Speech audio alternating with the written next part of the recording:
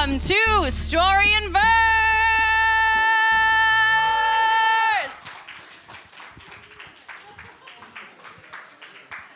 My name is Brass Rabbit, and I will be your host for this evening. If anybody needs a seat, I have two more right up front. I promise that only some of us might bite. Actually, I have one seat, but you can come sit with me. I don't care. Happy birthday to us. This is so exciting. I don't know if anybody just wasn't familiar, but it's our 6th-year anniversary.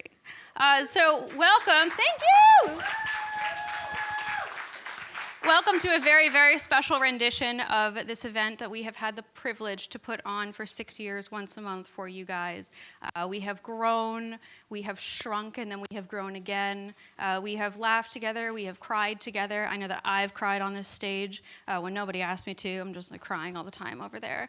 But I really and deeply mean that I have been so, so moved by you all. And it is such an absolute pleasure to open this space and for me to just kind of bop around and then just to listen to what you guys have to say and to what you have to share and to try to read your handwriting. It is such a big privilege.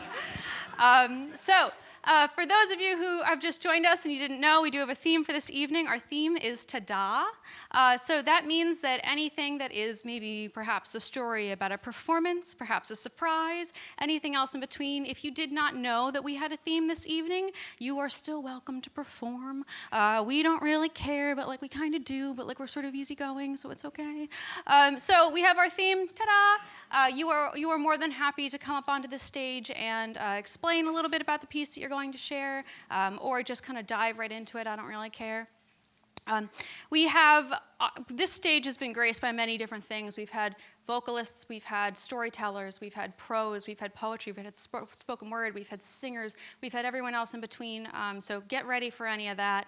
You guys can hear that I'm kind of ringing right now, and that's because I'm holding a very important device to this event. Every person has a designated 5 minutes that you're allowed to sit up here and do whatever you're going to do. And then at 4 minutes, with one arm, I'm going to go. And that means that you have to get off the stage. That's a reminder. That's just a little bell for you. I've got one arm. I can't do very much over here. But at the 4-minute mark, you're going to get a little bit of a reminder. That's going to kind of say, hey, by the way, you've been up there for a while. Maybe skip a couple stanzas. You probably won't do that, and you're going to then get to the point where you're at the 5-minute mark, and at that point, I'm going to go with the other good hand. So at that point, that means that you really actually need to wrap it up, and we have to keep moving on, because I don't know if you can tell, but this room is very warm and it's packed. So we want to get every single person up on that stage, so please be considerate of the time. In addition to when you come up here to perform, you are more than welcome to give us your sales pitch. Tell us your LinkedIn, tell us where you live, tell us what your blood type is. I don't care, tell us everything. But that is into your time. All of that little info, all the background, all that kind of stuff is going to eat into that 5 minutes. So please keep that in mind. With all of that said, I'd like to bring up our first performer. This person has graced this stage before, and I hope that they grace this stage again after this evening. Please give a very, very warm welcome to Dolce Velasco. Dolce, come on up. Hello. Yeah! I run the risk of dying from liver damage than anything else I was afraid of as a child. I've maneuvered my life differently since finding out that the easiest way to find yourself bedridden is to love something till it breaks your heart. Soon, you'll find that this pain isn't enough to kill you, but it'll make you wish you didn't have a heart to feel or a mind to remember how good it felt to give yourself away to the moments that once gave us life. How could we unknow the things that told us so? They say after each tear, the muscle strengthens. Maybe the same can be said about the spirit, for all it endures. Is there a force that breathes in us life? At the brink of extinction, a force that makes it possible for us to start anew. No feeling goes to waste, except those not felt completely. Is there a right way to feel, a wrong way to write? Even mistakes happen as they should. Turning self-expression into self-obsession, my only way to cope with the change. A common code escapes my grasp, but bridges burned leave their trace. Some things can't ever be the same. A required risk, having our heart exposed. drawing a line to who, to what, we have yet to know. Could instinct be the trigger for all that fate wills, a cost to overcome when becoming? Who am I without my shame, my ambitions, my desires, or my pain? Who answers the calling in my absence? A combination of impulses, inflictions carried through my wake, dying to connect outside of myself to know. The answers lie through good conversations with friends, a mother who isn't mine, a brother I found while I was wasting my time, trying to hide myself from what is wrong for me, facing my folly, creating the courage to try something new, something I'm afraid of, becoming someone despite the fray. I run the risk of dying from self-preservation more than anything else I was afraid of as a child. I've maneuvered my life differently since finding out that the easiest way to let yourself down is to never get back up.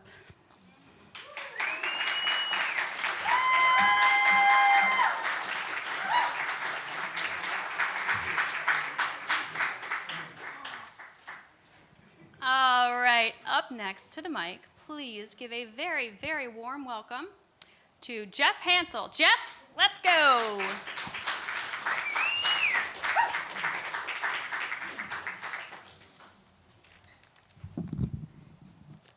Good evening, and happy anniversary to Story and Verse, Arts Council of Princeton. Fantastic.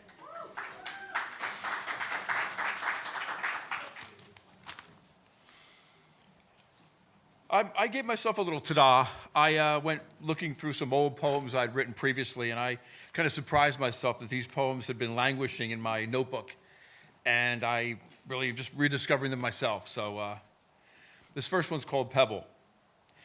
My passions have been as vibrant as a glassy lake, though beautiful, still stagnant, unstimulated, not much going on, until one day I realized I am the pebble. My passions, they rippled with excitement. This next one is Sunrise.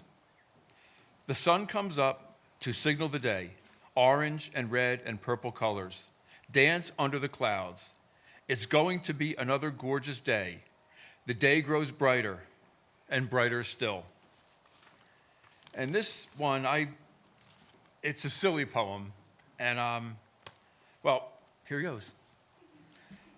It's called Polly Wumduddle. Polly Wumduddle went down to the pond. She ran too fast and stumbled on a log. Polly Wumduddle tumbled and tumbled down the very rocky hill. She hit a tree, and the tree stayed still, but Polly Wumduddle broke in two. It was double Wumduddle Day at the pond. What I say to you is true. If only Polly's parents, Walter and Wanda Wumduddle, and her dog Dolly knew. Polly continued down, Wumduddle times two. Down, down, down, until the tree line they broke through. Splash! They hit the pond, landing by the water's edge at exactly the same time. There they were, both Polly Wumduddles covered in slimy pondy slime. Walter and Wanda had just arrived. What an odd sight, they exclaimed. What an odd sight indeed. They didn't know what else to do. They were completely befuddled. So they fished their slimy, pondy Polly Wumduddles from out of the weeds, called for Dolly, and headed for town. Wanda was beside herself, and Walter, well, he just frowned. After a time, Wanda spoke, and she said, "Walter, dear, at least our Pollys didn't drown." Walter just stammered angrily. His mouth simply wouldn't work. Then finally, his words were freed. He spoke rather bitterly, and to no one in particular, he said, "Just what we needed, another mouth to feed." And this one is, I call this one Zero or Birthday Lament. Either title would work. How come the birthdays that end in zero are all the rage? Aren't all birthdays about adding 1 year to your age? The first is the best, but the one you remember the least. A woman I work with turned 60 last week. There were presents, a cake, more than one present. I feel I should stress that. Not that she didn't deserve it. She's had it rough the past few months. But 60 does end in a zero, no? Strike up the band. And anybody paying the slightest fucking bit of attention knows that 0 follows 9 when counting. Oh, the number in the tens column, I paid attention, increases by 1. So we're celebrating a new decade? Wouldn't that be grand to have 10 years guaranteed? Yeah, things don't work that way though. So we're stuck counting by ones, which is fine, which brings me to me. My birthday, though not as dramatic as last year's, was still just as special, looking back at how much I learned and looking ahead to all there is to learn. Today, I turned 61. It doesn't end in a 0, so why can't I still be a hero? No reason. The more those years tick off, we all pay our dues, heroes all. So this year, despite the number 1, I am going to treat myself as number 1 for a change and try to have a lot of fun and be my own hero, the one I have sorely needed for far too long.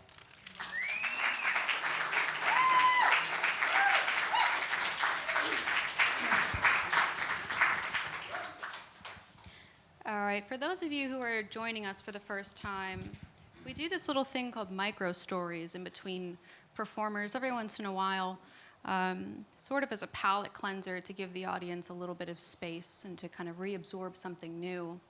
And often I never get any of them, and then we ration them throughout the evening, so I'll have like 3, and I'll split them up for a very long duration. But I happen to have an 800 next to me, so we're in luck. And our first one reads as this: tell us about a big win. My check engine light turned off all on its own.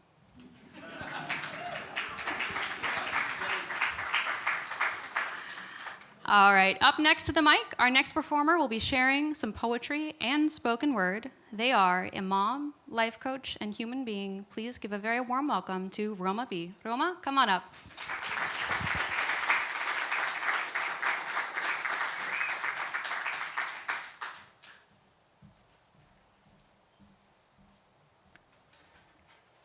Good evening, everyone, and a happy birthday to Storyverse. This is my first time here, first time reading any of my work. So, thank you. I'm breaking myself in. When anxiety visited my home, the other day, anxiety visited my home. It did not come quietly. It arrived loud, stubborn, convinced, wearing the body of my 15-year-old, believing it had full control over this human before me. That day, I witnessed what anxiety can do to the best of us, the most learned of us, and the most self-aware among us. I watched it grip a young mind full of infinite possibilities, wisdom and talent, cloud his vision, narrow his sense of direction, and shrink him into doubt. And in that moment, the mother in me rose. But when she arrived, the wiser, gentler self stepped back. I moved from my protector, my guard. I used anger, I used authority, not cruelty, but fear disguised as control. The situation passed, time softened, and the edges and the reflection followed. I found myself wondering, would my most compassionate self have held this moment differently? How would love, unafraid, have responded? Oh, how skilled parents become at doubting and overthinking everything once love is on the line. And still, I bowed in quiet honor to the part of me that knew, that trusted, that acted in the only way it could at that time, in that moment. Because later that day, when I met my son after school, I picked him up. He smiled and said, "Thank you, Ma, for forcing me to go to school, despite my nerves and anxiety, my stubbornness. I'm glad I just took the test and got it over with. There was no need to overthink and procrastinate." I exhaled. Relief washed through me, tears flowed, and in that moment, I knew there was no value in punishing myself for being loud. All parts of us are needed. The work is discernment. knowing which part to trust and when. I'm learning how to soften protection without abandoning care, learning how to hold these growing humans gently as they stretch beyond me, moment by moment. I'm learning how to love fiercely without gripping, how to guide without controlling, how to trust without detaching from my heart. This is not failure. This is motherhood becoming wiser in real time. And I'm still learning how to do it with grace. Thank you.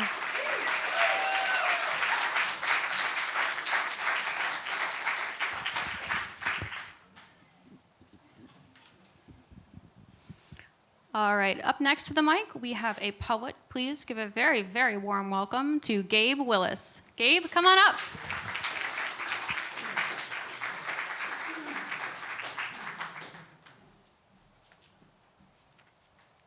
All right. This is my first time here and my first time actually reading any of this. I should probably get a little closer.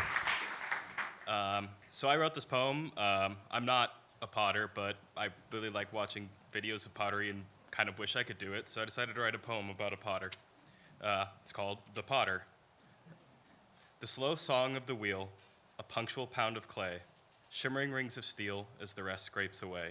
So induced a Promethean birth, as the blood-mud ceramic is gently bent from the earth, taking life through dancers dynamic. As the form takes hold, will it know soul? Will it be beauty and truth? Are these but questions of slippery youth? Timidly ascending, the throne vessel rises, and falls, like two-proofed dough, wilting with subtle violence. A breath, a pause, a moment of silence. The slow song of the wheel, a punctual pound of clay, shimmering rings of steel, as the rest scrapes away. Thank you.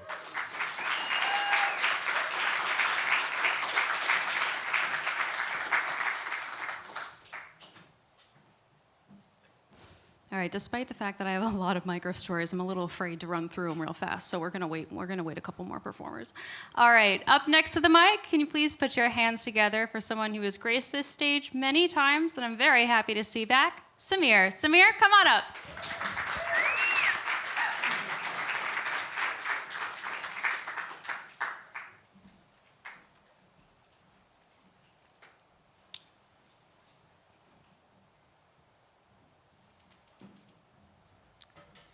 Okay, now the piece I was going to do originally was not fitting into the theme called Tada because I used ChatGPT to just check what is the difference between an epiphany and a Tada moment. So the one I had before was an epiphany, which we'll not talk about. So I wrote something at 6 o'clock called something about autobiographical about my life, about my young son. So this one is called My Month of Tada Moments to Last a Lifetime. You can hear me good? Yes. It wasn't an epiphany. It was a solemn moment on a weekday morning. He had been on a ventilator since being born, then just hoping the phone never rang from the hospital. For 2 weeks, the ring is bad news, but after 14 days to the moment we admitted him, the phone finally rang. He was breathing on his own. The relief was unimaginable. That moment when the world turns around and you're thankful as never have been before or after. In my heart of hearts, I had wanted a Caesar, but that was intuition. The reality was she was doing fine. And so I never spelled it out, and the delivery night turned into a proverbial nightmare as we shunted him from her womb to a neonatal ICU. I've never been happier and never will be forever after. On the day we brought him home, 1 month after delivery, in his orange robe, he made sounds that he was hungry, and we scampered around trying to fulfill his wish. Another Tada moment from this bundle of joy who belonged only to us now. Welcoming this new life into our family, total responsibility for a new life. Some moments can't be duplicated. The intensity made existence special. Thank you.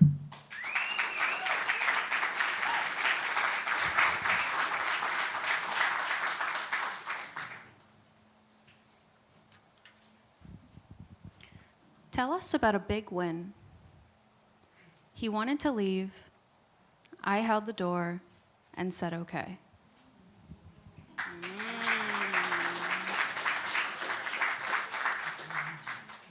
Congratulations.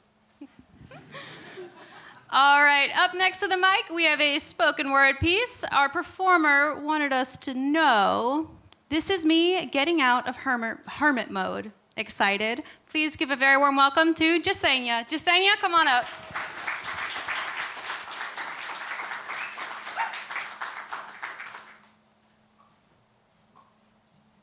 Hi, friends. This one is called North Star. My mom's right toe is chipped at its corner, an imperfect sloop, a ridge just below her skin. Her body the holder of who she is. Baby gap between her two front teeth, sunlight always kissed her cheeks. Moon crescent smiles, freckles that run wild. Her heart beats a solid drum. She is what I dance to. Rainstorms to cloud breaks, mouth open, never one to hesitate. Firm hands of hope, rip weeds from gardens, fruit bowls in June, her kitchen, her haven, a home with just the feeling, never feeding me perfect, burnt edges with gratefulness. Clean your mouth, no complaints. Say thank you, God, for another day. Strange paths, some mistakes, trails within a mix of landscapes. What to do and not to do, no true guide you must walk through. Cemeteries or full-on gardens, flower never cease to bloom. Tell the living while they're still here. Through her life, a kaleidoscope view. Listen closely. Dream-colored swirls, stretch bills for milk, open ovens for warmth, broken ankle, steel plates, shared her troubles, trauma, a chest to carry, no clean slate. I sit beside watchfully, skin beginning to silk, white wisdom sprouting from her scalp. She is in this moment's grasp. Bunnies from a hat, ta-da, always magic within our laughs. She tells me everything I need to know. Sundays are days. Dishes put away, mop buckets, music. I pick the curtains. Time is just a show. She at her stage, always managed to find her way. I've listened and I've wept at all the misfortune, all the misplanted seeds. Through her soft reflections, shared stories, take nothing for granted, happiness within hail. I see her as she sees me. Night full of light and dark at the same time, twilight to dawnbreak, always a glimmer in the sky. Hands full of knowledge, sun to the west. I hold her moments close as they are forever etched to her skin. Thank you.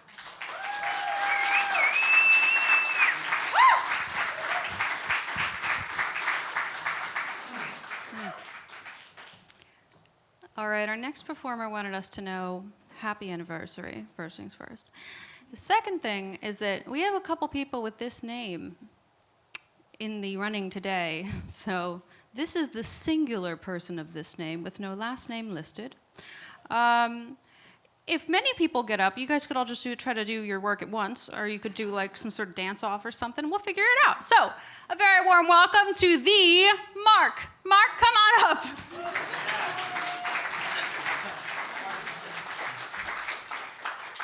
Oops, I forgot my last name. Yeah. Before we start, I just want to thank Brass Rabbit for her intelligence, her deep artistry, her sense of humanity to keep this going. And I'd like to show appreciation for the Arts Council for giving us this space. I mean, they're few and far between. Marking an anniversary, a birthday, this just happens to me. You're acknowledging the passage of time. For me, I always think of the, opposite, the beginning. So these three poems came out of the beginning. This is called Thursday. Today I woke up and could feel something ancient in the perimeter of the wind. Ritualized knowledge is waiting for me to find its presence and rediscover the day. Its resonance promises to tell me about the deepening of tomorrow, the importance of yesterday, and the singular chosen path of today's fading footprints. Thank you. In keeping with that sense of beginning, to me, you don't commit to anything unless all of your senses are committed. And this is called Rise and Start. Each beginning's rise and start has the clear taste of spring air, the quiet sound of a new comfort space, a pure vision of the possible outcomes, the calm touch of an honest smile, and the dark, burnt, feathered smell of an escaping phoenix. Thank you.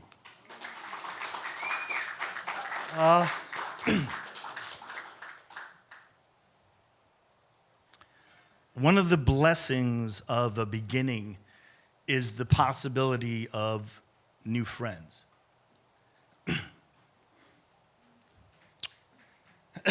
Woo, sneaking up on me. This is called Anthony. He greets all with a smile that feels like a hug. Fedora, always at the ready to sly you into smiling. Work is saving souls whose falling screams define life's uselessness. His eyes shine in the depths of the darkest human experiences, with his pen and pad always searching. Poems are his first choice of expression and comfort.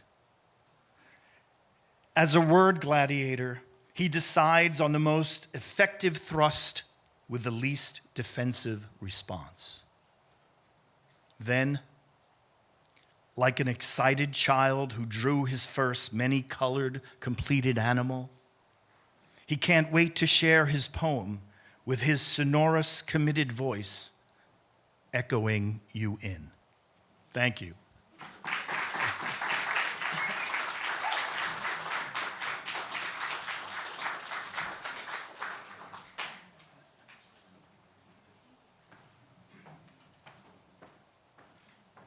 All right, tell us about a big win.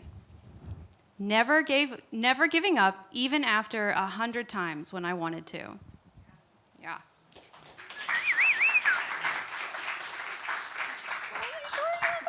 Okay, all right. All right, up next to the mic, please put your hands together for a poet who wanted to let me know that at the moment when they wrote this, that they were waiting for a friend. Please give a very, very warm welcome to Key. Key, come on up.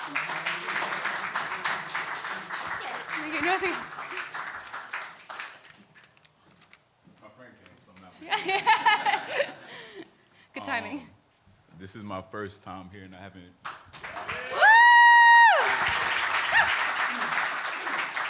Nervous. Can y'all hear me fine? Yeah. All right.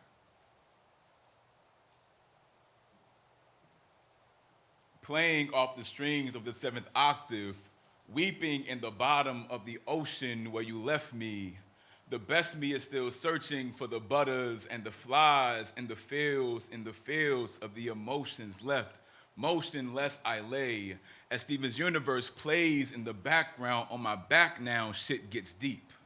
Memories of us chasing the waters as they fall from the skies begin to creep down my face, pushing the lights from my eyes to my cheeks where they stays and blends right ends with the oceans.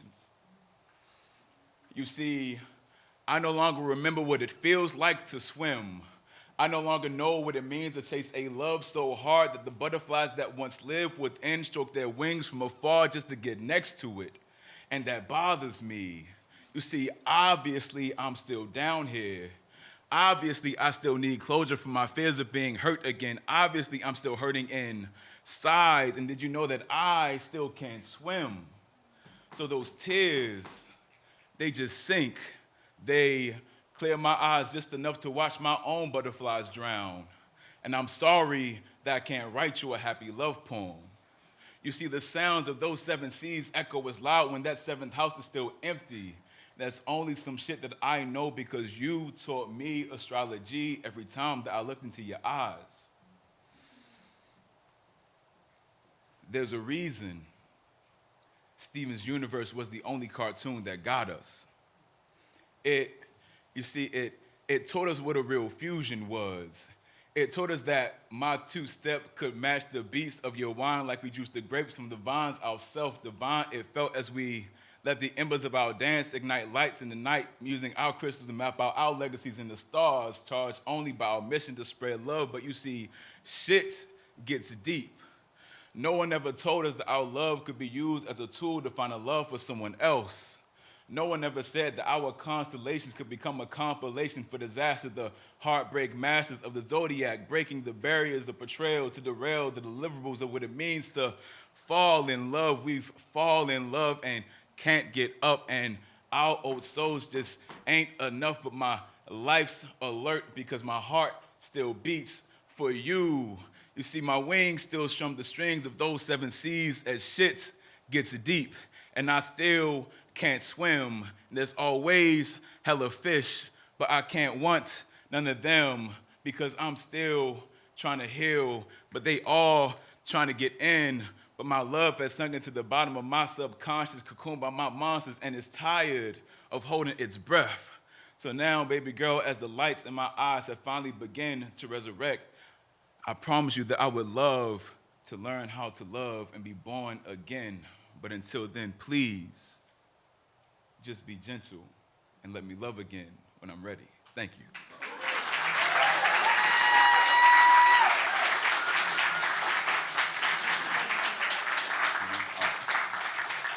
So like, that was old. This one is also gonna be old, and I don't have it memorized. This one is called Be Pacific. Something like a sonnet about intimacy. Not too player to admit that I yearn for the warm embrace of a gentle woman, she whose body caress mold perfect for my body to rest, head pun thine navel, sealed by her hands at ease. Hailed be the energies we exchange, soldiers of love charged only to maintain, low be our maintained but only to each other. A mother's earth boards ships, freeze anchors and braided down, crown now interlocked and so tied with me. Love struck us far before lust ever did. At sea we sailed till the connections of our head be confused for umbilical cord, vowed to remain uncut, and we born again together. Thank you.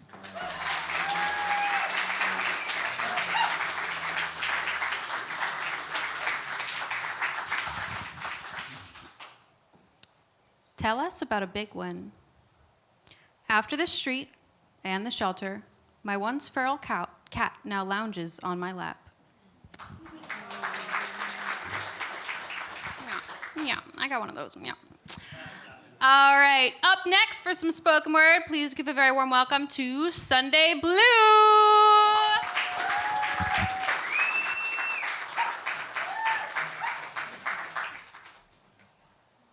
right, this is just a friend for the night.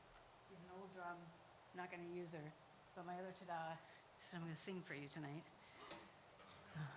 So that's not going to work. Let's just do this. Taking up so much time, just like getting myself organized. Okay. All right, this is a really special song. It's original. No. There we go. It's original. It's in my book, In Water Not Blood. And a lot of these, anyway, it's really important to me. You'll probably see why. All right. As the land is set ablaze, and the people's souls are aflame, we lay awake, listening for a song of grief, a song of peace, so we can finally weep for what we've lost, for what we forgot. But but the only sound is the roaring of the sea at the edge of everything. Underneath the water, the whale sings for healing. She knows that the fire only eats the air, but she and the water are one. She knows her song is one of sorrow, and she knows its purpose and its power. Somewhere a wolf sings to the moon of Hecate, calling on the leaders of the lost. She knows that she will never be sacrificed and always vie for life. She knows there is no disguise of harm clever enough to make her an offering, and she knows her song is one of solitude, and she knows its purpose and its power. Somewhere at the edge of dreams, a woman smiles at Christ's cross. She sits on one arm of it and swings her feet as her ancestors dance below to the beat. She knows her people have nowhere to put their sins these days, not in the bodies of their brothers or the wombs of their daughters, not even in the void of death. No, they must tend to it themselves these days and use songs like magic again. And she knows her purpose and her power. As a land is set ablaze, and the people's souls are aflame, we lay awake, listening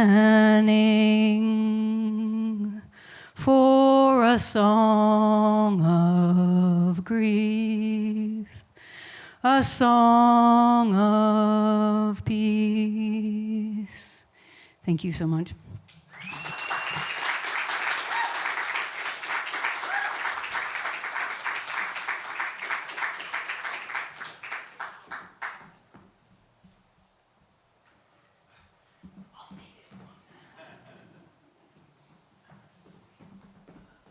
Becomes me running around. Does anyone know who Chris Fleming is? Oh, fix that problem. It's just a comedian. He runs around and he wears blouses. It's great. Write it down. Chris Fleming. All right. Up next, our next poet. I can't believe that no one in this room knows who Chris Fleming is. All right, I'll write it down, I'll text everyone. Give me your numbers after this, I'll fix it, don't worry. All right, up next with the poem, please put your hands together for Johei!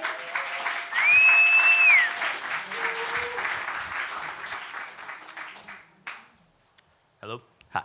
Hi, everybody. So I took Tada as like a different way.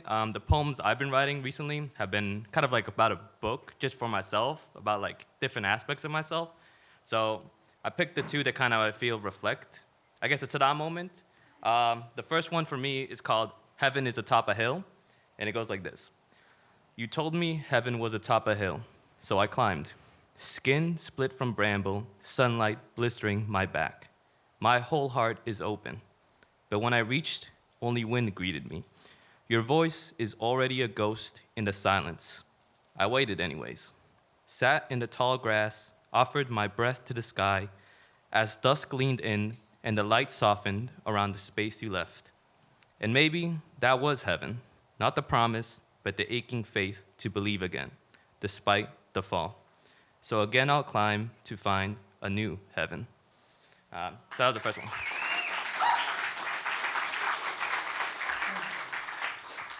The next one I want to read is called, hold up, let me get it and scroll. Here it is. It's called Joie de vivre, which is French for joy of living. It goes, there was a time I could not hear the music, not even the hum in the distance. Only the echoes of absence, the silence dressed in chains. A stillness that was not peace, but a cage with no lock. I stumbled ever forward, gasping for air, screaming in silence, trapped between the ache of the past and the terror of becoming. I mistook movement for meaning, but I still moved. Then one day, a flicker of sound, the faintest pulse beneath my ribs, and there was the return of the orchestra. Strings trembling like the memories I buried, horns rising like the breath I once forgot, percussion like a heartbeat relearned, each note naming me again and again and again. Joie de vivre, the crescendo aligning with the apex of my soul, so long to a half-beat, welcoming with both hands the dance that is life. I cry as I spin, I laugh mid-step. I live off rhythm, but I live. Joie de vivre, the symphony of the broken is still playing, violins weeping in harmony. With every piece I stitched back together, I stand, not in perfection, but in motion, not healed, but whole enough to feel again. Joie de vivre, tears in my eyes as I speak my freedom, whisper my truth, hope still blooming, in the wound, in the quiet, and in the mind. The joy was never lost, only hidden, waiting for my return. Joie de vivre, and now I have. The sunlight warms my skin again, and I remember the days it never rose. Still, I kept the spark alive, tended it quiet beneath the ash until it roared, not for love, not for sorrow, but for me. And as I rise, not to endure, but to live, my chest open to the wind, my joy no longer borrowed. The trumpets of heaven blare inside me, horns of triumph that once lay silent. Joie de vivre, mine and mine alone at last. Thank you.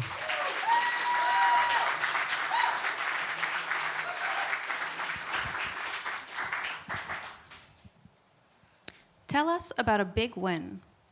Learning how to say maybe to all of the catastrophic what ifs in my mind and refusing and refocusing my attention elsewhere.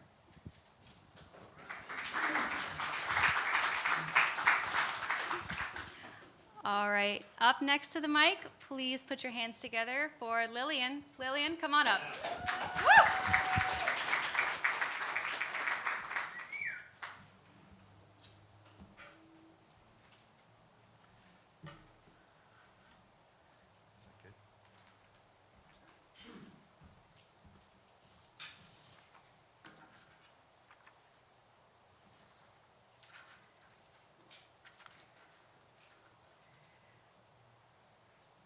Mark and I have been coming here for about 1.5 years now, so many of you know us and you've heard a lot about our story, our almost 44 years together now.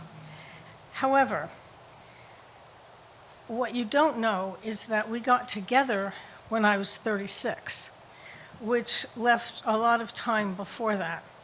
And I had been married before, and I was single for, this is for you, I was single for about 13 years. And during that time, I dated. And it always was either someone I went out with for 3 weeks or 3 years. That's just how it was.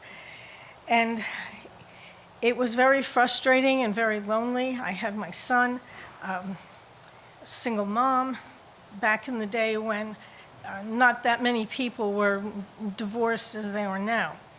So, on my last day of graduate school in 1977, many of us went out to a pub to celebrate. And when I was there, I saw my professor, my art professor, from 1967, when I was an undergraduate. And he remembered me because he wanted me to change my major. He wanted me to become an art major. I was an English major. I didn't do that. I was very practical. And I knew that in most schools, there's one art teacher in the building and 12 English teachers. So I knew I had to support my son, and I wanted to do the best I can to ensure a career for myself, which I did. So he remembered me, and we talked for a long time. We exchanged phone numbers, and we started to go out. He was about 10 or 12 years older than I was, and he was a sculptor, and he was born and raised in Italy. He had a wonderful accent. He was very talented and very charming. I liked him a lot. We did all sorts of interesting things for a few months. We went to art openings, we went to museums, all the things that I loved to do back then and still love to do now. We also, during that time, discussed relationships. We had both been married before, and we had a lot of long talks. I liked him a lot. He was smart, and he was interesting. At the end of several weeks, we were invited to a get-together at the loft of one of his colleagues. It was a loft that was in Bayonne. It was over a factory. It was very big, and there were about 80 or 100 people there, a lot of people there. So while we were sitting on a sofa near the stairs, I observed something that changed everything. And in 1997, that night, I went home and I wrote this. It's called An Observation. I watched him as he watched her walk down the stairs. I did not know the circumstances. Were they important anyway? But his expression revealed that she was the one. She was not with him at the moment, rather lost in her own thoughts, but he was with her, discontented, yet enraptured. I understood. I knew I could not do or say anything. So I watched him as he watched her walk down the stairs. I say this because I know from the poetry and conversations, there have been many poets who have expressed so much emotion and pain over feeling lonely and wanting to be loved and cared about. And I wanted to tell this story tonight on this anniversary, especially for some people here, that don't give up hope, because it does happen when you least expect it. And just keep the faith.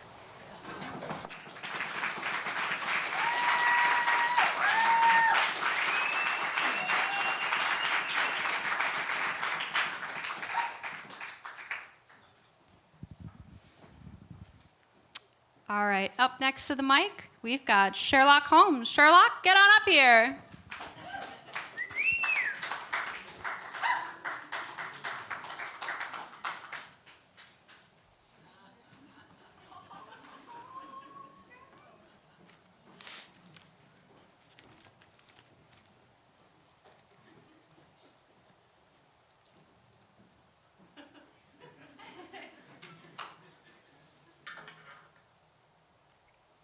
A scandal in FPC Brian. Good evening, Lestrade. It's so nice to see you. This case seems interesting, but I must beseech you, who sent for you? When I myself arrived, the guards seemed surprised, their own investigators mortified. If the reporters hadn't recognized us, I fear we'd not be let inside. Even now, I can hear the warden yelling at Watson in the hall. Despite being a doctor, he's been granted no permissions at all. Something here is fishy. The game is surely on, but in this building full of prisoners, why do we feel like the cons? But alas, that aside, we've still a body to examine. Watson, please come inside. There you are, old chum. I need your expertise. Look at the body, the markings upon her feet, bruising as if she's been kicking, but at what and why? Their own coroner deemed this a suicide. More bruising on her neck, but with a hanging that's to be expected. Wait a second, where's the rope? Let me check, and yes, there's none here. And what's that smell? It's like soap? but with a hint of lemon wedge? Hold on, is that pledge? Has this place been cleaned? How absurd to interfere with a crime scene. But now that I notice, that's curious, there's lint here in her hair. But not orange like her jumpsuit, but rather dark blue. Speaking of which, look at her hair. It's all tousled. Isn't that strange? In the last footage of her, her hair was much more tame. Miss Maxwell was always so perfectly coiffed. It seems strange that in the end, it would be all mussed up. This smells all wrong. And no, I don't mean the cadaver. We've not been here long, but this death, or rather, murder, I do believe. But how then to prove it? They've muddled this place up. If there was evidence, I fear they've removed it. Lestrade, a glove, please. There's one thing I'd like to check. There, on her third finger, a smudge, though barely a speck. Blood, perhaps? Yes, blood indeed. But to whom does it belong? Not her. She has no serrations, I can see. Looking back, I fear I saw a scratch on the jailer's cheek. Oh dear, my dear Watson. I'm afraid we aren't safe. Lestrade, please escort us from this place. Don't you see? It's crystal clear. She was attacked. There's no suicide here. They want us to believe she chose death before talking, perhaps racked by guilt. But no, they killed her to stop her guts from being spilt. They know that if she'd talked, their names might be spoken too. So they've choked out her tongue, lest it wag for a deal. Now her silence remains unbroken, no secrets to be revealed. Her own guard must have done this, the man at the door standing sentry. Normally, I'd say, Watson, it's elementary, but I think it should wait till we're somewhere else. I do believe we're being watched. Yes, I fear I shouldn't say ta-da here.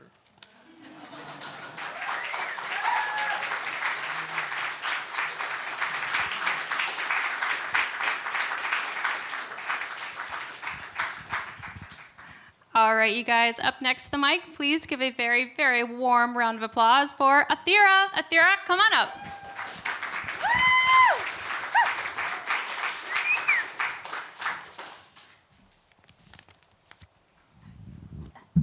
Hi, everybody. Hi. So nice to see that it's been 6 years. Like, we walked in. It's been a few months since I came, and there's like a party going on, and I'm like, did everybody know this? Or like, what? Okay, good to know. Okay, so the first poem that I want to read today, so I've been reading a little bit about magical realism, the genre of it, and that made me look back into one of the poems I've written some time back. So I just wanted to read that today.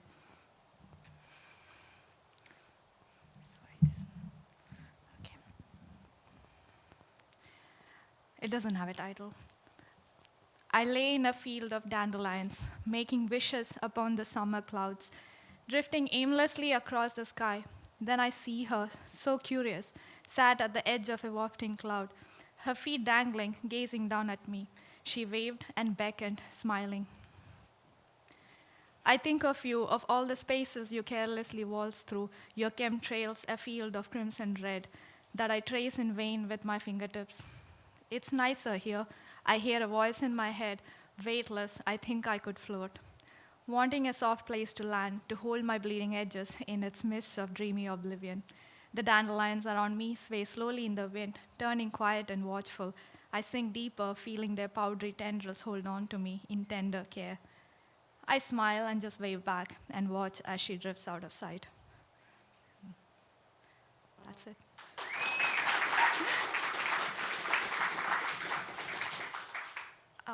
I wrote this one. I wrote pretty recently.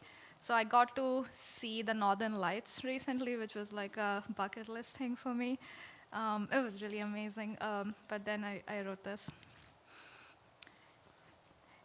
It's called If We Meet Again.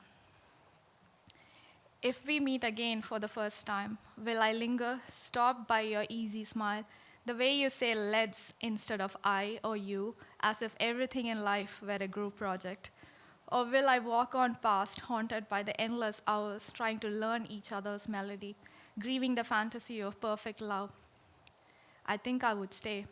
If you were a winter scene, I would mix golden into the snow, harsh in its biting touch. I would stand under the midnight sky, finding us in all the shades of green of the dancing lights, in all the sparkle of the snow beneath us, in all the icicles that hang off the pine tree. I think I would stay. Let's meet again for the first time.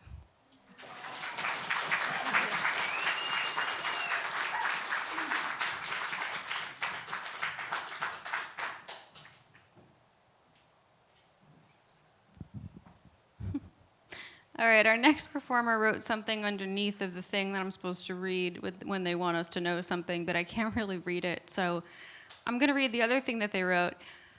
Put your hands together for our good friend, A. Benedict!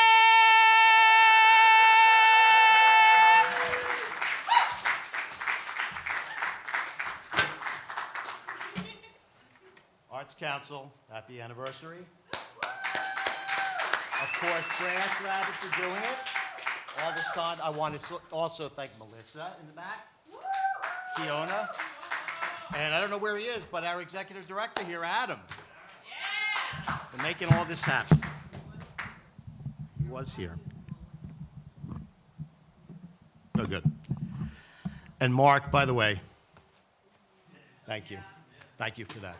I'm touched. I'm really touched by that. All right, so a couple quick poems today, but got to do some business, got to pay the rent. So, A Return from Elysium on Amazon.com. So, take a look. So, you ever question your past, right? Things you've done wrong, and what could have happened? Well, if you've questioned it, why not have a conversation with it? This one's called Conversation. I took my past out for a cup of coffee so we could talk. It insisted on paying, saying, I've already paid more than enough. My past took too long to order its latte. It should have been quicker because it knows how valuable time is. We sat in a quiet corner, just staring at one another as time ticked. My past really didn't feel the need to talk since its actions already said so much. My past asked, what do you want to know? I smiled, replied, I told it, I simply want to recap what it previously taught me and put me through. My past responded that I already knew. As my emotions stirred like my espresso, recalling who I am today because of what I learned from it. I asked my past if it would like another latte, but it politely declined, telling me, let it go forever, as I said goodbye and walked away. Thank you.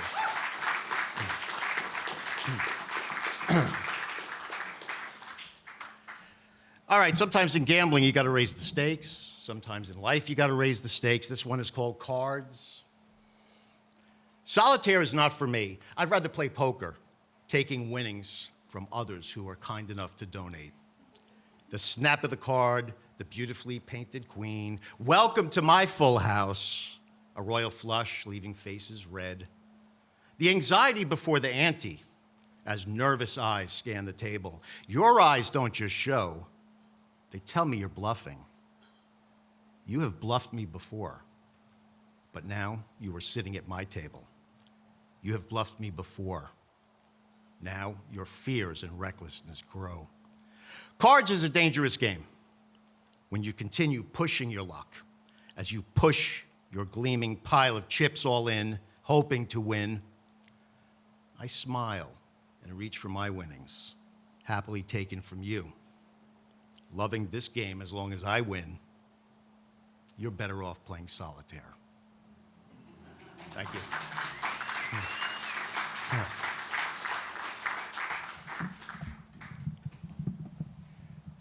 Okay, you've all heard of midlife crises, right? I have. It's what's called midlife. Where does midlife crisis begin? Perhaps somewhere between hills of heather and a crescent waning moon, where purple skies drift, carrying away memories and paradoxical surprise.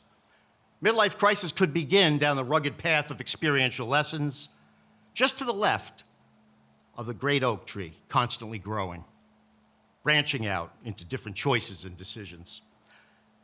Midlife crisis may run along the slipstream, pushing you backwards again and again and again. Midlife crisis could start in the carnal desires trampled upon by the great goat god Pan within seasonal forests, blending from fertility to ecstasy to the inevitable. Midlife crisis very well may begin at the gates of dawn, where a piper plays your entry into a new realm, new dimensions, and a new way of thinking about past decisions as you are guided by his tune. Ta-da! Midlife crisis turns out to reside on the precipice of preconceived presumption, preoccupation, and vanquished dreams, offering excuses that propel you into old age. Thank you. And one more. This is simply, it's called Ice Cake, and it's basically, all of us looking out the window the last few weeks or so, right? Fixing an afternoon cup with Earl Grey in my kitchen as my eyes become transfixed to the color bleeding onto the western-facing carpet in my living room. It is the color between violet and purple, the time of day between day and dusk, the moment between reflection and redemption, Earl Grey becoming warmer and more inviting. The colorful waves casting vivid chromatic contemplation, dancing upon ice-covered snow, resembling a beautiful vanilla birthday cake. Gazing out the window and seeing the grazing by male deer and doe. Standing, smiling and sipping my tea near the fireplace, brightening my spirits. You guys are the best. Thank you so much.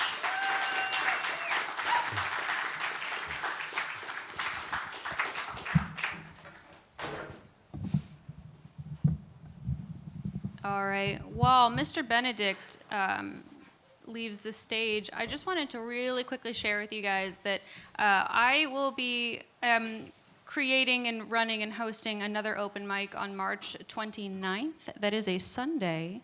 That will be at from 4 to 8 p.m. at a new art space that I'm also integrated with called Hanover Creative Gallery in downtown Trenton. So this is a late Sunday timeframe open mic. It's kind of the same thing. I know some of you have already hosted this before in South Trenton. This is now in downtown Trenton. So, we're moving around Trenton. It'll be great. So that is going to be on Sunday, March 29th from 4 to 8 p.m. And if you'd like more information about that afterwards, just yell at me and I'll yell back and we'll figure it out from there.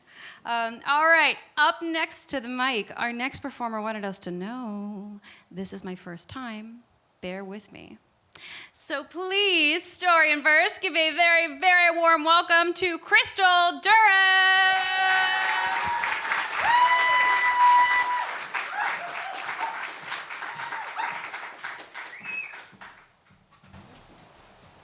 Hello. Oh, man, okay. So, this poem is called You Lost Me. Okay. It says, no one ever talks about what's on the opposite side of the storm. I thought arriving would feel more like an honor, but now it only makes me feel like a burden.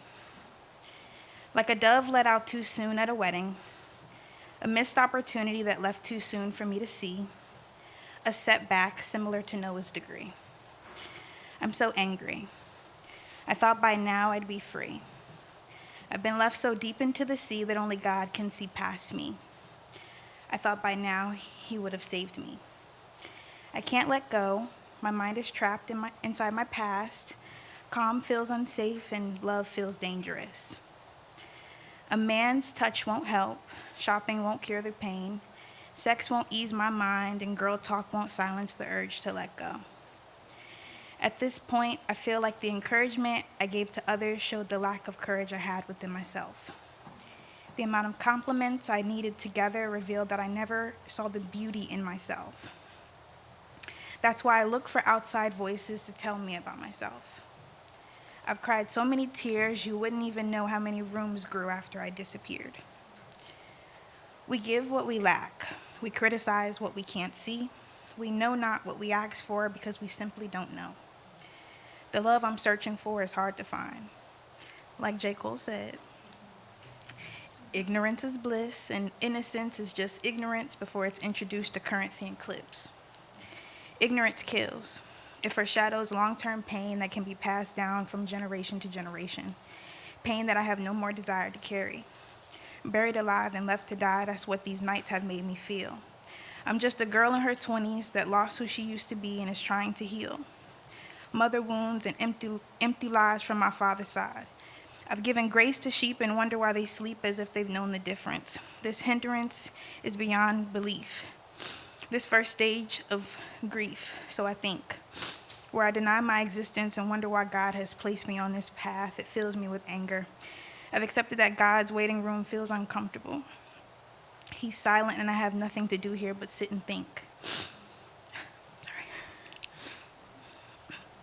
Wring out my flesh, drain my negative energy, and feast on his word. God showed me my strength. I used to tread lightly, but now I roar like thunder. I'm a hustler, born not to be tamed. I expect that all I really needed was courage. What I gave away was exactly what I needed.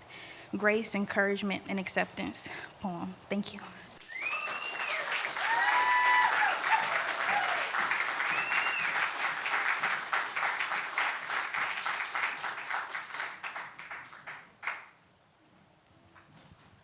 All right, you guys, up next to the mic, please put your hands together for Ariana. Ariana, come on up.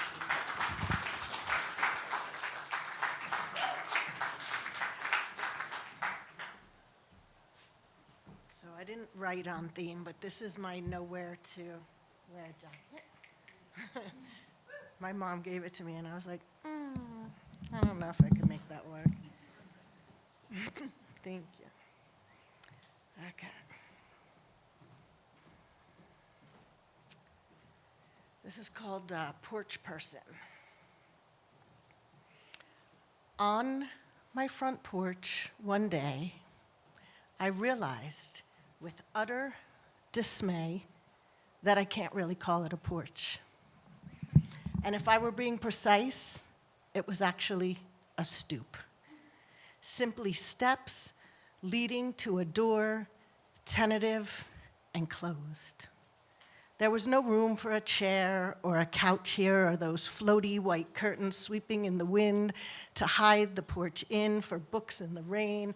And I've watched too many movies, kisses on a swinging bench.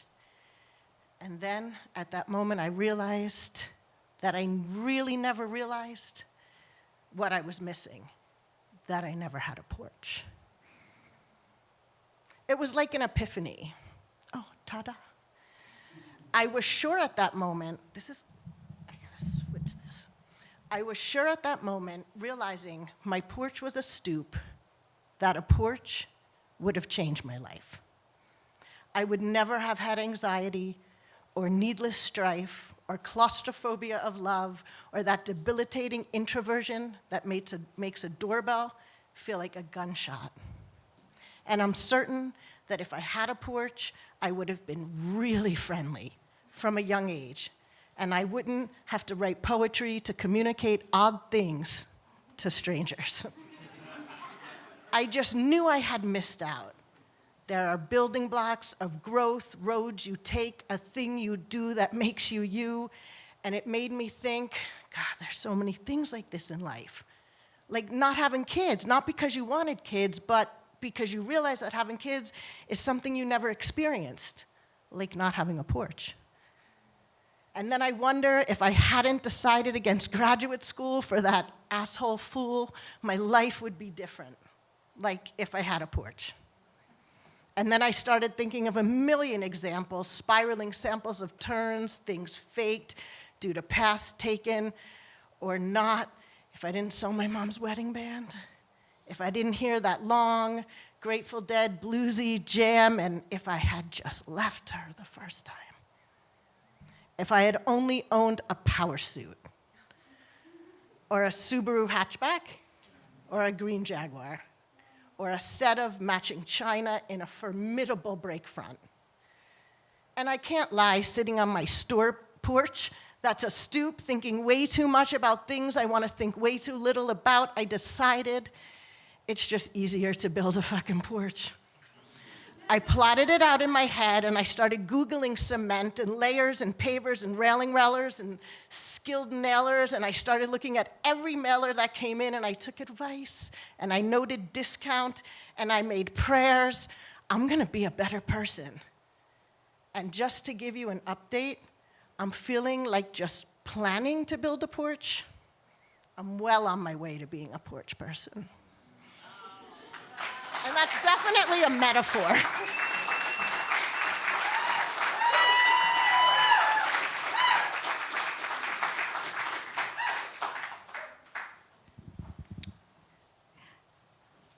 Tell us about a big win. Sometimes you can live a whole life in a single day. All right, up next to the mic, we have a traveler all the way from the New Hope beat poetry scene. Please give a very warm welcome to Kit. Kit, come on up.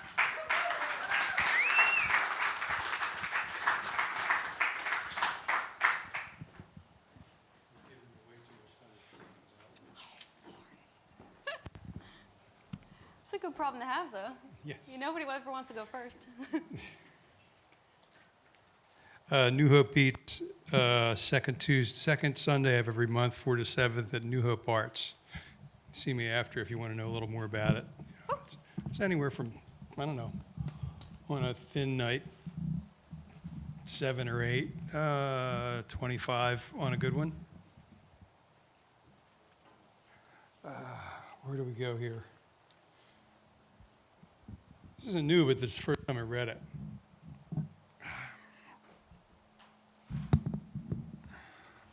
Branches.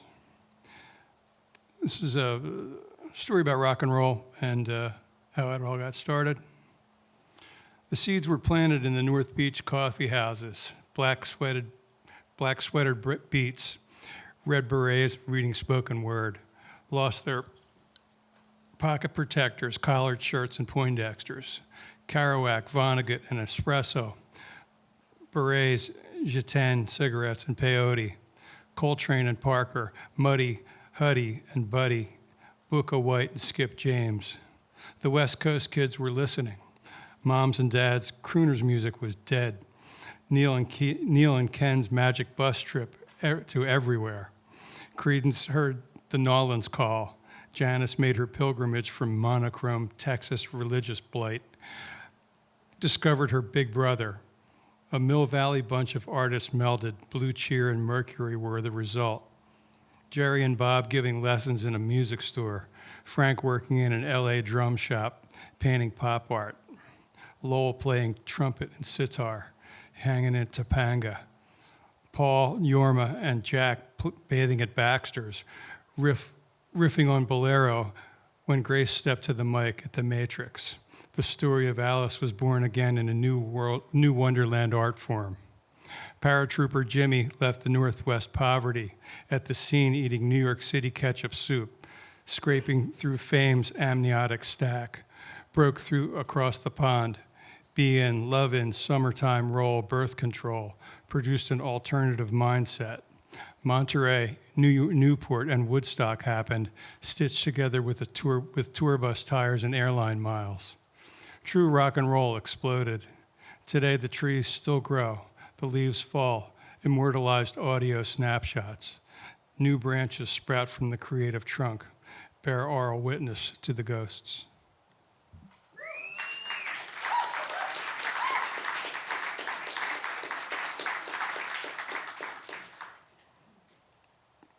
More music.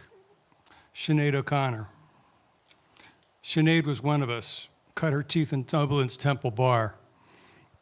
Beautiful shaved head, creative spirit, now just bones in the yard.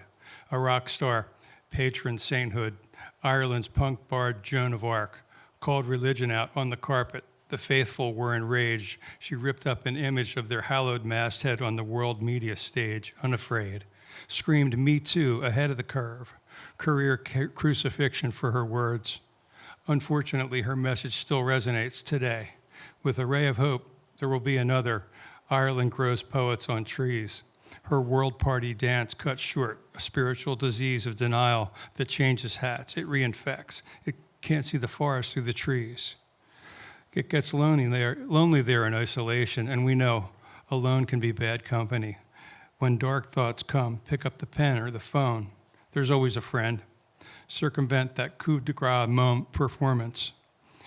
Maybe Sinead and Carl Wallinger are lucky in a way. Feuds apart easily, made their cultural mark.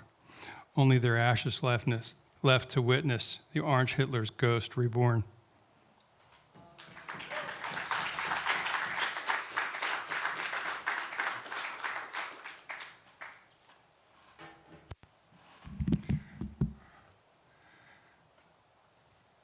This is in, if anybody grew up here and went down the shore in the summer. It's kind of like the carnival barkers that yell out to come on their rides. Good shot. Minnesota Boardwalk on the Upside Down. Operation Blitz, fastest federal ride on the Midway Pier. You must be brown to enter, taller than the boy in the leather coat to participate. Destination Salvador Death Camp if you don't produce a green card ticket, passport, or a real ID. It's now a funhouse death wish to intervene. Assassination road trip on the way home from grade school. Former poet Renee Nicole Good smiled and said to her ICE assailant, "I'm not mad at you." An instant later, she became an unwilling stat of grace. He could have easily stepped aside. Instead, she caught 3 rounds, 1 in the face and 2 in the chest. While she attempted to move on as directed, federal SS agent perpetrator called her a bitch as he walked away unaffected. A schoolyard bully, all grown up with a firearm, still playing army with a flak vest and camo, a real cowboy live ammo cap gun. For her fellow Americans, Renee achieved martyrdom. This was not what Renee dreamed of when she woke. Kissed her kids and caught a notification. Fellow Minnesotans in trouble. Whistles and silly string at the ready. Her transition, democracy's linchpin. Hand grenade video on 9/11 repeat. Remember that? Hey, ice maggots, guess what? Renee Nicole, mother of 3, Renee's wheel was turned away before the next 2 rounds murdered her. You missed her wife, eyewitness to her partner's doom, outside the passenger side, traumatized forever.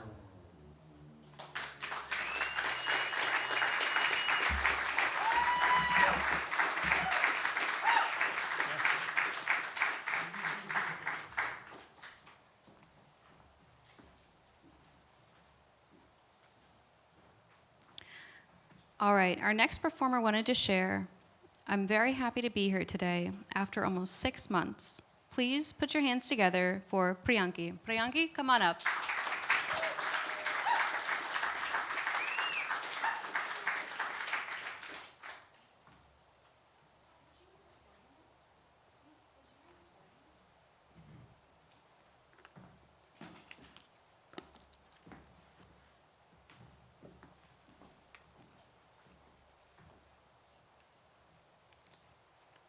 Good evening, everyone. Can you hear me? Yes. Right. Before I read my poem, I just want to talk about something. When I was little, I used to lock myself in a room and interview myself. I would pretend I was famous, and someone is asking me about my success. As I grew up, I loved listening to poetry festivals. I would hear people read their words on stage and think, one day it would be nice to stand there and read mine. Fast forward to June 2025, I published my first book. After 15 years of blogging, poems straight from my heart. And I thought, this is it. Someone is definitely going to interview me now. Reality, however, had other plans. But a friend suggested, why don't you just find a place and read your poetry there? And I thought, why not? So I searched and found this place.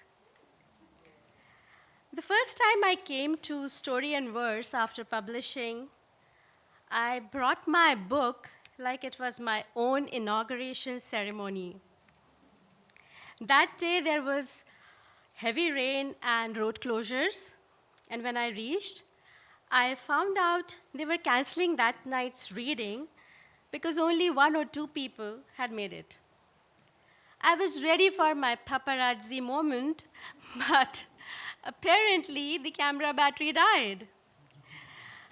But I came back the next third Thursday of the month. It was my first time reading from my own published book, right here. I was nervous, I was excited, and when Brass Rabbit announced, we have someone here with the most beautiful handwriting, and it's her first time here, and I heard the applause. That was my ta-da! Not fame, not interviews, just a room that listens. Thank you.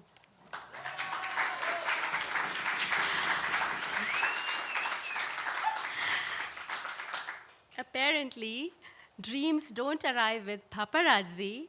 Sometimes they arrive on the third Thursday of the month. And today, I'm just really happy to be what I am.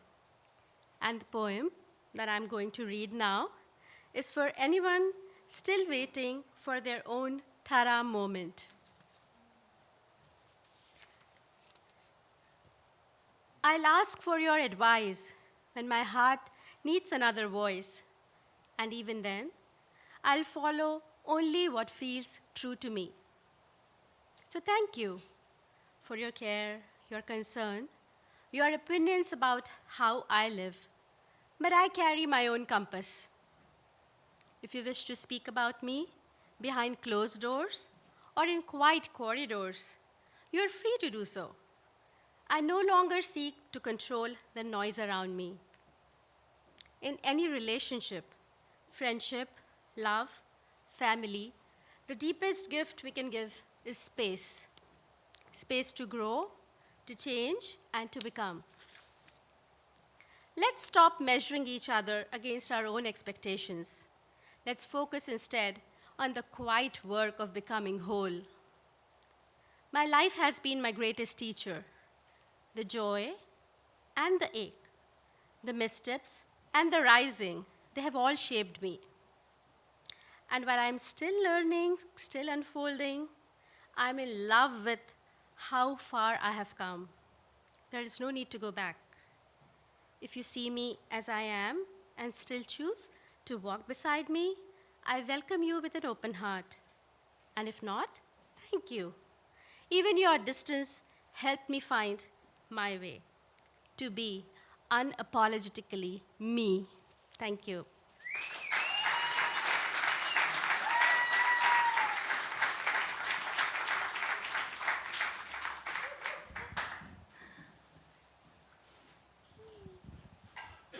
All right, our next performer wrote something very, very kind. And there anything else you'd like us to know about you? They said, I appreciate all your effort, all you offer.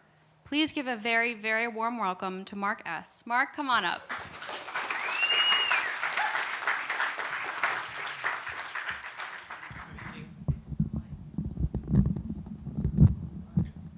Mark Chardine, very pleased to be here again. Thanks also to you. Presenting a book called Charm, Elegance, and Intrigue. Please go to Amazon.com. And the theme, ta-da, bear in mind there's always magic, but oftentimes only much later do we realize what happened. Of course, with a book, you should be able to open it at any page and find something good. Major mistake. You should have guessed it. That sly, furtive grin of hers did give her away. Yet she fooled you completely. Now where is your wife's necklace?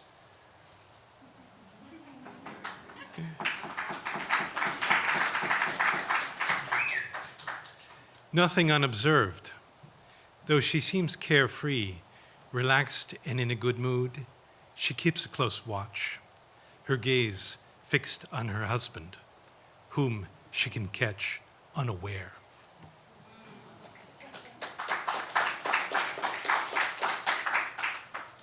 Waiting in vain. Her phone has not rung. The long night hours slowly pass. His words come to mind. All the promises he made, how he would soon leave his wife.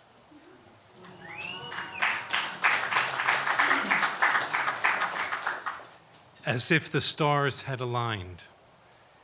She remembered him. Each pleasing word said to her, how he took her hand, effortlessly convinced her during his brief time with her.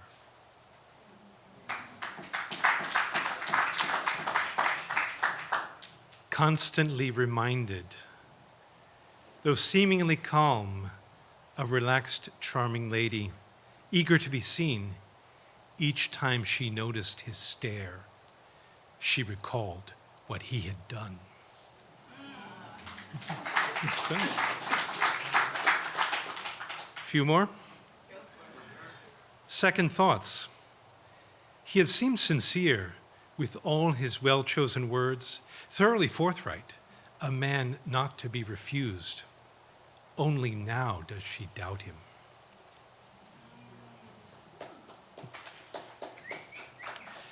Suddenly brought to an end, he takes leave of her, offers his apologies. He did mislead her. She hoped it would go on, but his wife has prerogatives.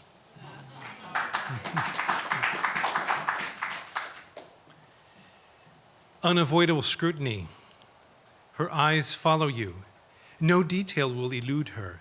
Each of your actions, whatever thoughts cross your mind, weaknesses you would conceal.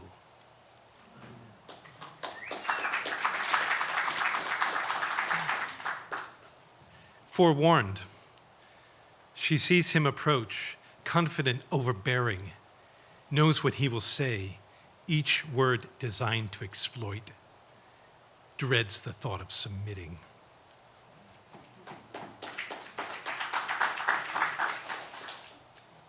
Two more, maybe a little bit more lighthearted. More memories return. Velvet on his skin, he yielded to her coaxing, his hands on her back. She caressed, whispered, enticed, then surprised him with a kiss.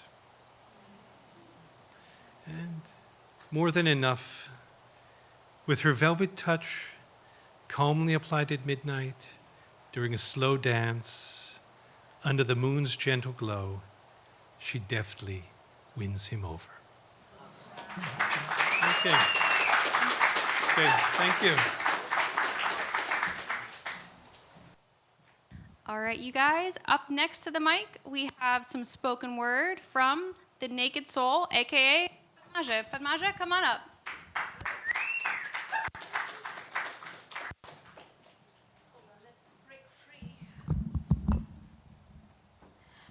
Break free.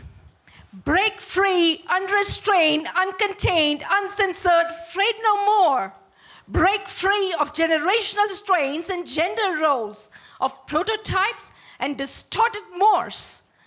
Break free, speak extempore, untamed, unfiltered, unmasked, no rigmarole.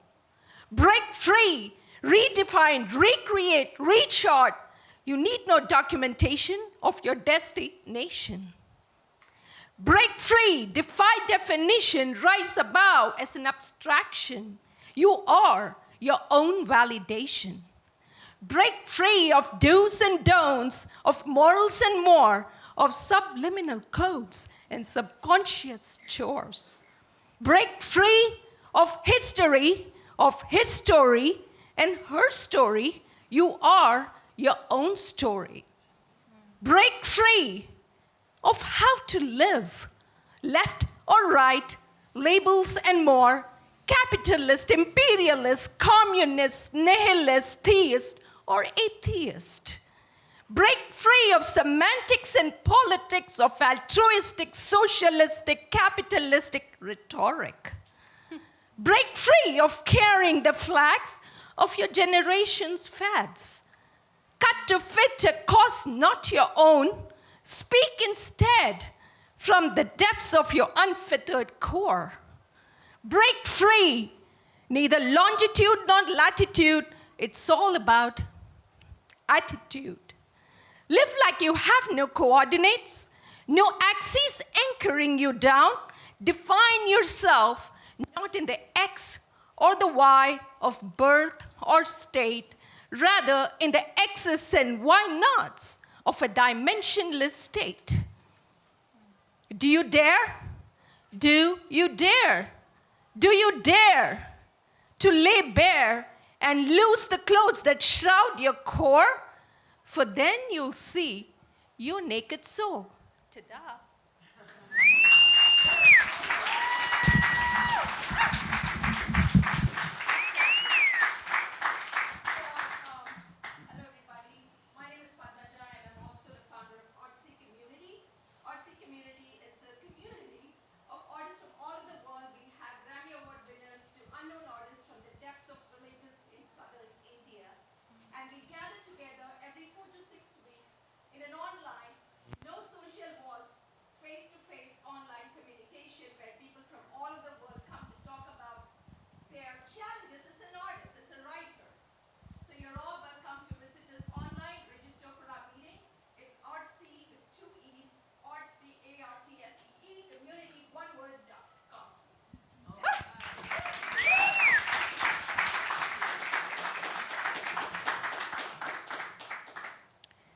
Tell us about a big win.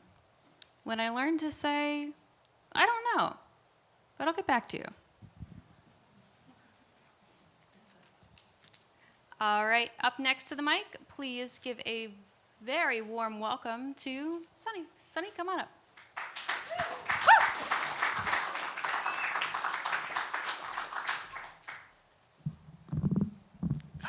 You know, that chair really like killed me at 34. I'm like really like I stood up. I was like, ugh.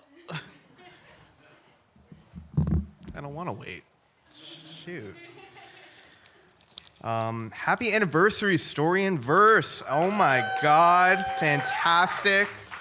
I have been coming here, I think, like 3-ish years. I mean, even though I, come once every year and a half, but I first came to one of the outdoor mics in the summertime at the amphitheaters. Really beautiful, really lovely first time to come to the mic. So thank you for always being inclusive, Rabbit and Melissa and everybody.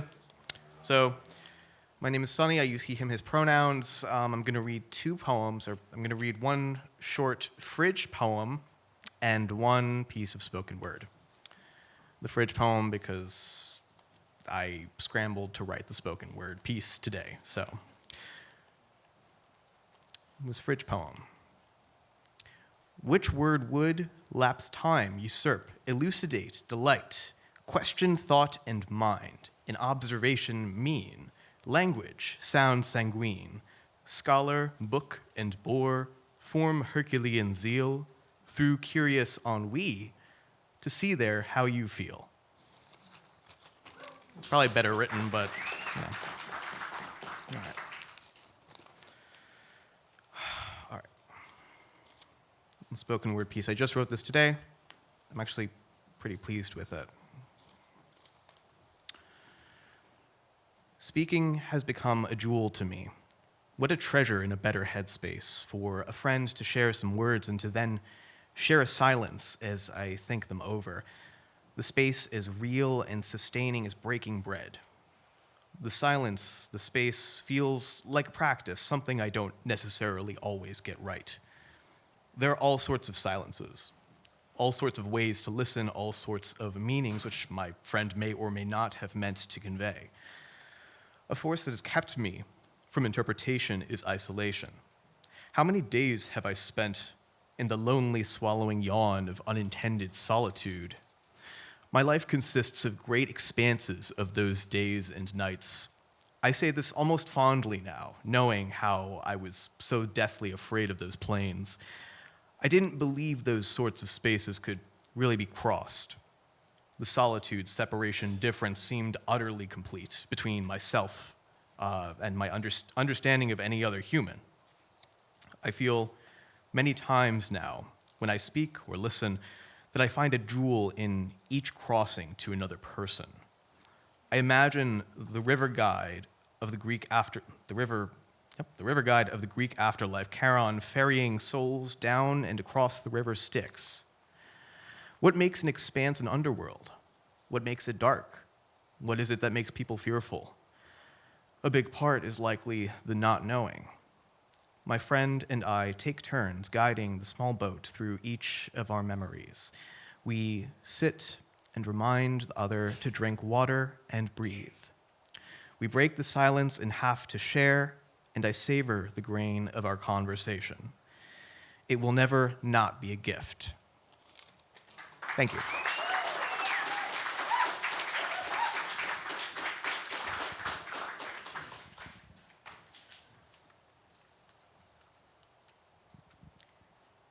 Tell us about a big win. My worst fear had come true. My car broke down in a remote place in a foreign country. I was alone, called for help, had nothing to do but wait. I waited, read my book, cried, had my snacks, had my water, cried, read, snacks, water, repeat. In the end, after 2 hours, it was all fine. I was so proud of myself.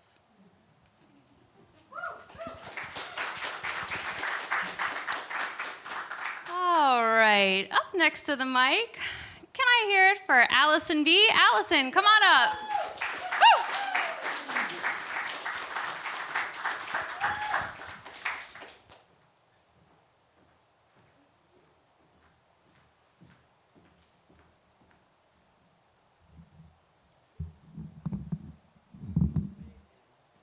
Yeah, way down.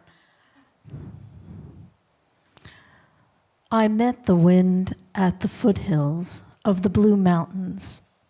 He swept across the open, shivering the hemlocks in the wood. Springtime warmed his intensity. He became breeze, teasing at my shoulders. The forest birds gave their song, and we heeded their call. Then the wind transformed. He became bird, but then suddenly bird was flown.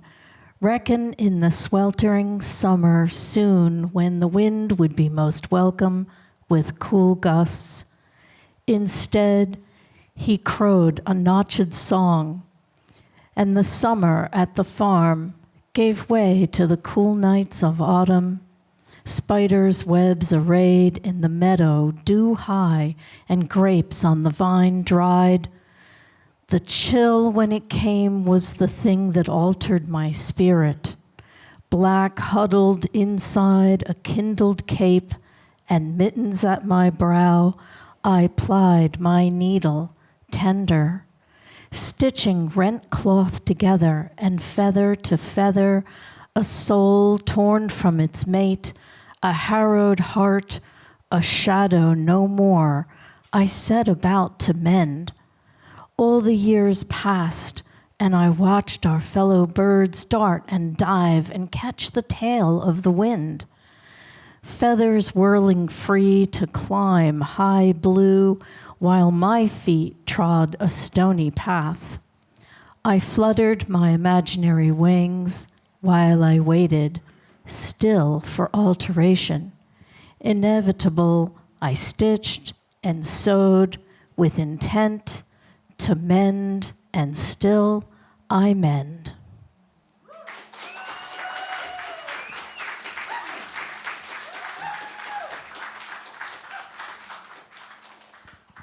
All right, up next to the mic, can I please have a very big round of applause for Kirsten Brashford. Kirsten, come on up.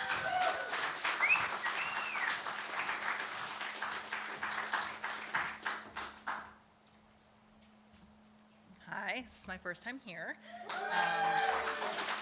I should say first time reading poetry, but I am a member of the Arts Council, and I run a small business, and I participate in the Art Bazaar and the Sauce for the Goose Market as a vendor. So I hope to be there this May. I'm hoping to read 3. One is a little long, but we'll see what we have time for. So the first one is called A Trip to the Convenience Store. Dimmed lights and greasy floors, dirty mop against the door. Old man sits behind the counter. Your eyes scanned the selection. Mini skirts and Coca-Cola, tiny lace thongs and satin bras. A cheap pack of smokes, maybe a cigar. Dirty looks exchanged as you reached in for her. You wanted something transactional, maybe foreign, but certainly nothing pure. An instant high, quick slip between the legs. $20, the man behind the counter says. Cheap fare and a couple of kisses. It was a trip to the convenience store and nothing more.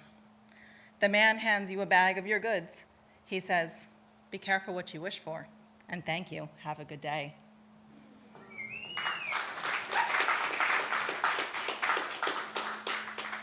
All right, this second one I wrote about 10 years ago. This was written for a friend who is no longer in my life. Trigger warning, it is about abortion. A night of passion was all it took. 2 lovers pressed together, completely hooked. The smell of liquor stung the air, and smoke clouded up each corner of the room. Clothing stripped off one piece at a time. He caressed you softly as you looked at him with your weary blue eyes. He pressed into you with all his might. A release came that only shuddered in your body, and you wanted to put up a fight. Chills ran up and down your spine, feeling weary and uncertain, you cried for help. Only he was there. You grumbled and moaned at his quick movements. He made you feel good, but it didn't last. Sweet bitterness took a bite out of your heart. You say you love him, but does he love you? Another night rolled by, nestled under the sheets once again. A moment of lust, bodies entangled despite the mistrust. He became fuzzy in your mind as you looked into his eyes. You think, is this real? He wrapped up his work. He's pleased at his sight. You felt you made love to him, but was it at all right? Morning swept in and you both lay close. The sun peeked through the blinds, signaling that it was time to get up. You wrapped the sheets around your body as you shuffled into the bathroom. He followed behind as he flicked the dim light on. You knew it was time, but you were too scared to look. You sat down in the bathroom, body stiff and shaken up. He reminded you it needs to be done. Be patient, you say, as this is not fun. The reading is here, and it is clear. You look down in your hand, and there it appears. 2 tiny pink lines pop up at the same time. Your first reaction was to throw your head back and laugh, but instead your heart sank. You placed your hands down onto your lap, and he looked at you knowing it was true. He held you close as you leaned into him for comfort. It was not long until he said that he loved you, but it must go. A disregard to your choices and feelings, but you knew it was the best thing to do. No future planned out, no money had been saved. It was inevitable, but a hard problem to face. 2 months along and you didn't know the things you did and the choices you made. They were wrong and hurtful, maybe affecting not 1, but 2 heartbeats, causing a mistake. This is not your fault. You did not know, but you did the right thing to get the results. It is okay. This is what is best. You had time to think, but the decision was made. His words rested in your head, making them impossible to fade.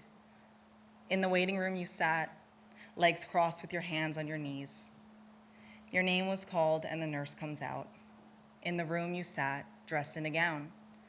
The doctor comes in and tells you it's time. He lays down the rules and explains what he has in mind. He gives you the option, choice in hand.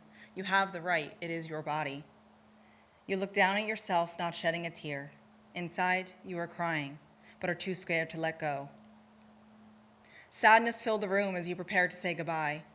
You felt so alone as you parted your ways, but you knew you'd be okay because someday you'd meet again.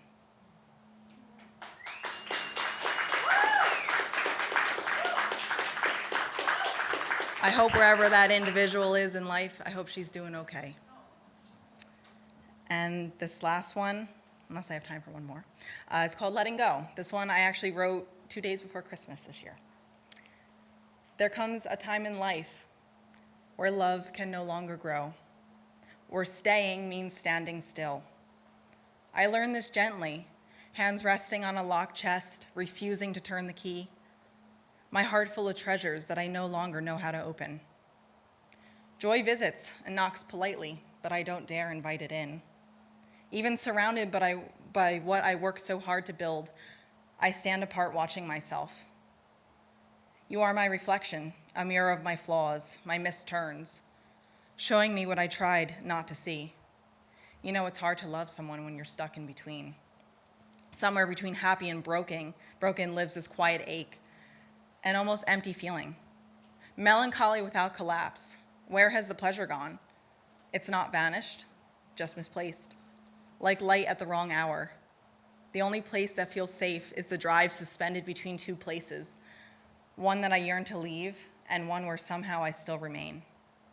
Above me, the sunset drips from the sky, slow and forgiving, teaching me that letting go of love is not failure. It's making space for change to finally arrive. One more? Yeah. Yeah.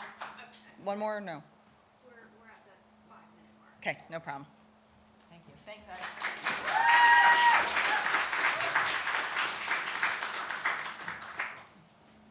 All right, everybody. Up next, we have another poem. Please give a very warm welcome to Greg Goodwine. Greg, come on up.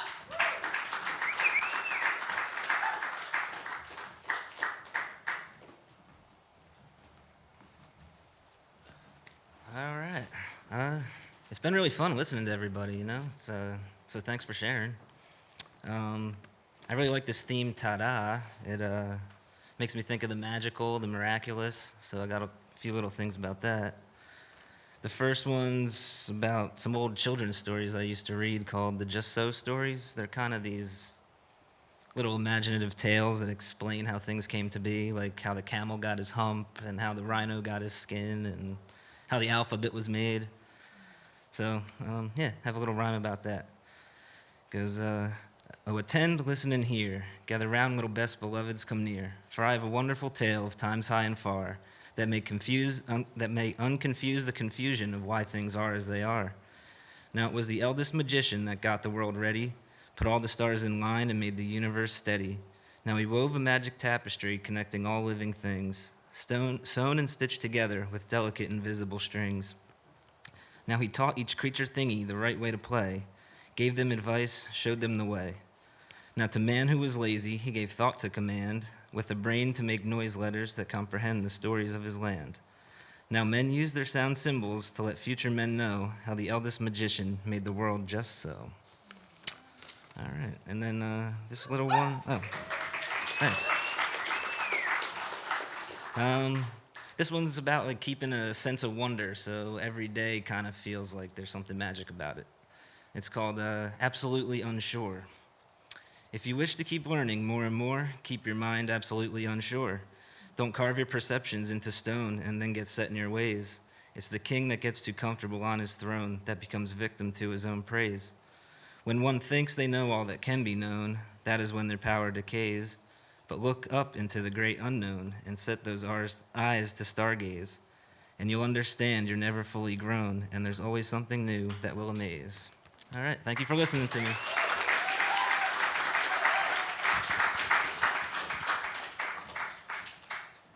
Okay.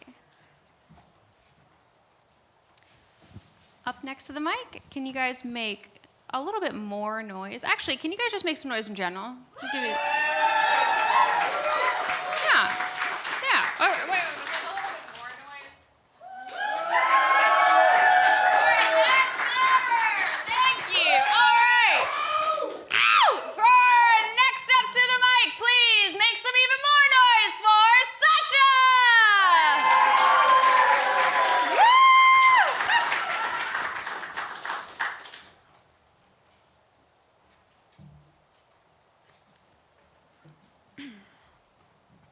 When man discovered you, you were an illness, the viruloid growth of a witch, gruesomely masculine, anatomical abnormality, accident of evolution, vestige of lost glory, a little hill to be excised, bloody, stitched. This small bud, a danger that holds oceans of woman's wholeness behind its hood. That torrent would drown those mutilating your innocence and constructing monstrous fabrications of shame to clothe women in. Has a male child ever been butchered this way without a knife? Woman must not want pleasure, should not, like her primate cousin who pounds her fists loudly on the earth. She wants to make love, here in the ancient forest, now. She calls and demands an answer. You gave her her savage cry. Yet sex is defined without you, like a ship of conquest set sail in the voiceless dawn. When shielded from violence, you are footnoted, forgotten, excised from books of science and lovemakings.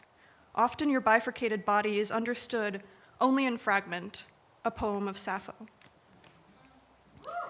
You are not male, no, when discovered by a woman, the blooming path inward, the dizzying ascent. If you are an illness, then are all women ill? If you are maleness, then are all women male? All life comes from the womb, but before the womb, it is the female joy of sex that foresees life. Not only pleasure, but courtship, choice, and conception. For the little mammals, the fumbling new lovers, clamoring to your hilltop in the primordial dark, you bestow an ovum. You are resistance and power.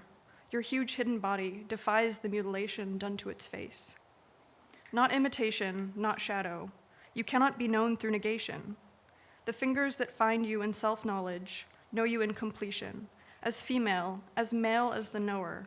Your hooded face, your long arms of pink, excitement-plumped tissues that run deep into the body as desire for a lover.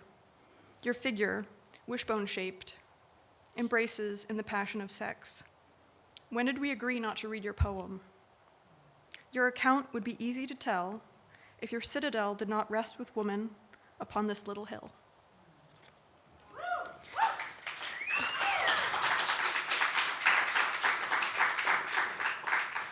This poem was about the clitoris. I wrote it to express my feelings about how our society views the bodies and sexualities of women and also some trans, non-binary, and intersex people. Maybe you've never heard someone cite sources for a poem before, but while I have a captive audience, clitoris comes from the ancient Greek word for little hill, but is also related to the word for rubbing. Many different European scientists who discovered it described it as an illness, a feature of witches, or a deficiency. It's still often described in medical texts today as deficient or incomplete. Its full structure was not discovered until the 1990s by Helen O'Connell. Female genital mutilation happened here in the 1800s and occurs now. Surgeons perform surgeries on intersex babies where instead of reducing an abnormally large clitoris to a female typical size, they remove the entire external clitoris. Because scientific texts lack information about the clitoris, surgeons may sever clitoral nerves in pelvic surgeries on adult women, such as labiaplasty. This ends sexual function. The clitoris is present in all mammals and causes ovulation in some species where it sits inside the vaginal canal. Primatologist Franz de Waal hypothesized that it migrated up in primates to facilitate face-to-face sex, both in same-sex and opposite-sex couplings. And I finally reference the large internal anatomy of the clitoris. This anatomy allows for reconstructive surgery post-FGM. The lecture will be over soon, I promise. Many non-human primates, and even bats, have sex that stimulates the clitoris. When female mice were engineered to lack clitoral nerves, those mice didn't have sex. Yet the role female pleasure has in evolution is largely not discussed. Here's where some people say, what about rape? Primatologists have a consensus that rape has never been a reproductive strategy for humans. One of the reasons is that in our species, the rate of fertilization in cases of rape is less than 2%. The reproductive strategy for humans has always been to have a lot of sex. If the clitoris motivates the sexual behavior of half our species, and that behavior is required for reproducing, it seems that the clitoris is a hell of a lot more adaptive than we give her credit for.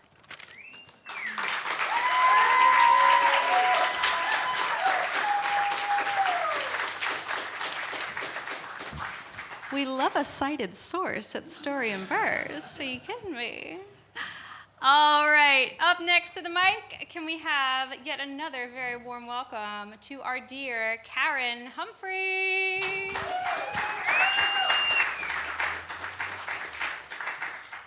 Oh, hi, everybody. people. I usually sit in the back row, and I'm looking forward, sitting up front and looking at everyone here. It's a full house. This is beautiful. So I had originally planned on doing a poem and a song, but in the essence of time, we're just going to do a really quick poem, and this should be a fun one, much different than the emotional ones that I have been pouring out, Lillian. So here we go. Ready? This is Ban the Prius. My ex drove a Prius. Yeah, he drove a Prius. Ban the Prius, take it off the market, stick it in your garage, and just fucking park it. I'm tired of seeing them all around. Although most are nicer, you drove yours into the ground, smashed and crashed, dented and beat. I spent a lot of time in that front seat. Hand-holding and kissing, drivers are liars. I'm the one that put air in your tires and cleaned up your mess that was always around. Dental picks all over, always on the ground. You're a terrible driver, points galore. You won that game, got the high score. Poor Prius paid the price. Some driving lessons might have been nice. Every time I see one, I think of you. And the color of your Prius matched my eyes dark blue. The ring around the outside of my iris, that's true, but the filling on the inside is cold steel blue. You remember those eyes looking at you. In pictures up close, nose to nose, in that fucking Prius, taking off clothes. Hands on legs, hands in jeans, your hands, my hands, nothing in between. Ah, the memories in that front seat, and how you made my little heart beat. I hate that fucking car. I see it everywhere. Reminds me of you, and you're nowhere.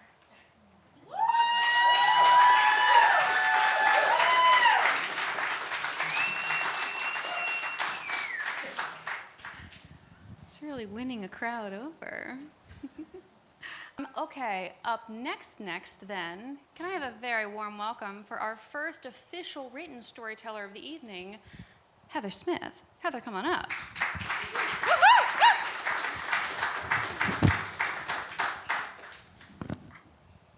Okay, so I decided to change what I was going to do in reference to this theme.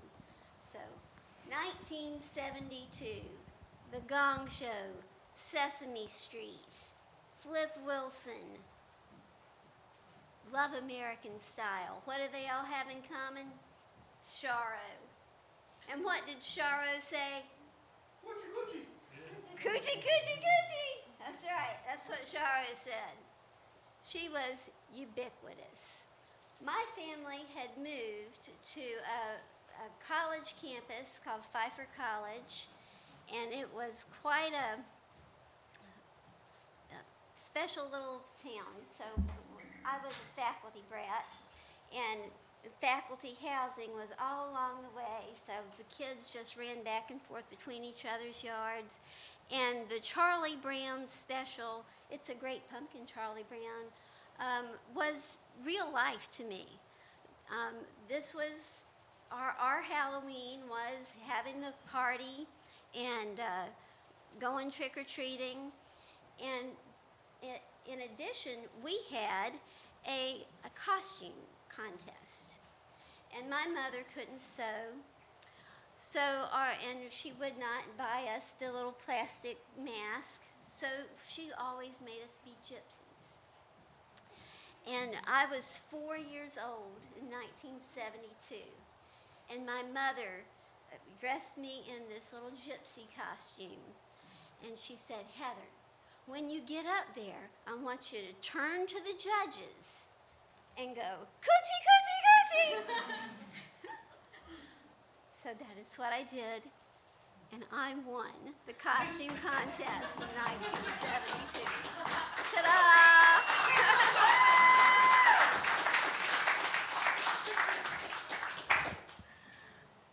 Okay, up next to the mic, we have a dear friend. Please give a very, very warm story and verse welcome to Woody Karski-Wilson.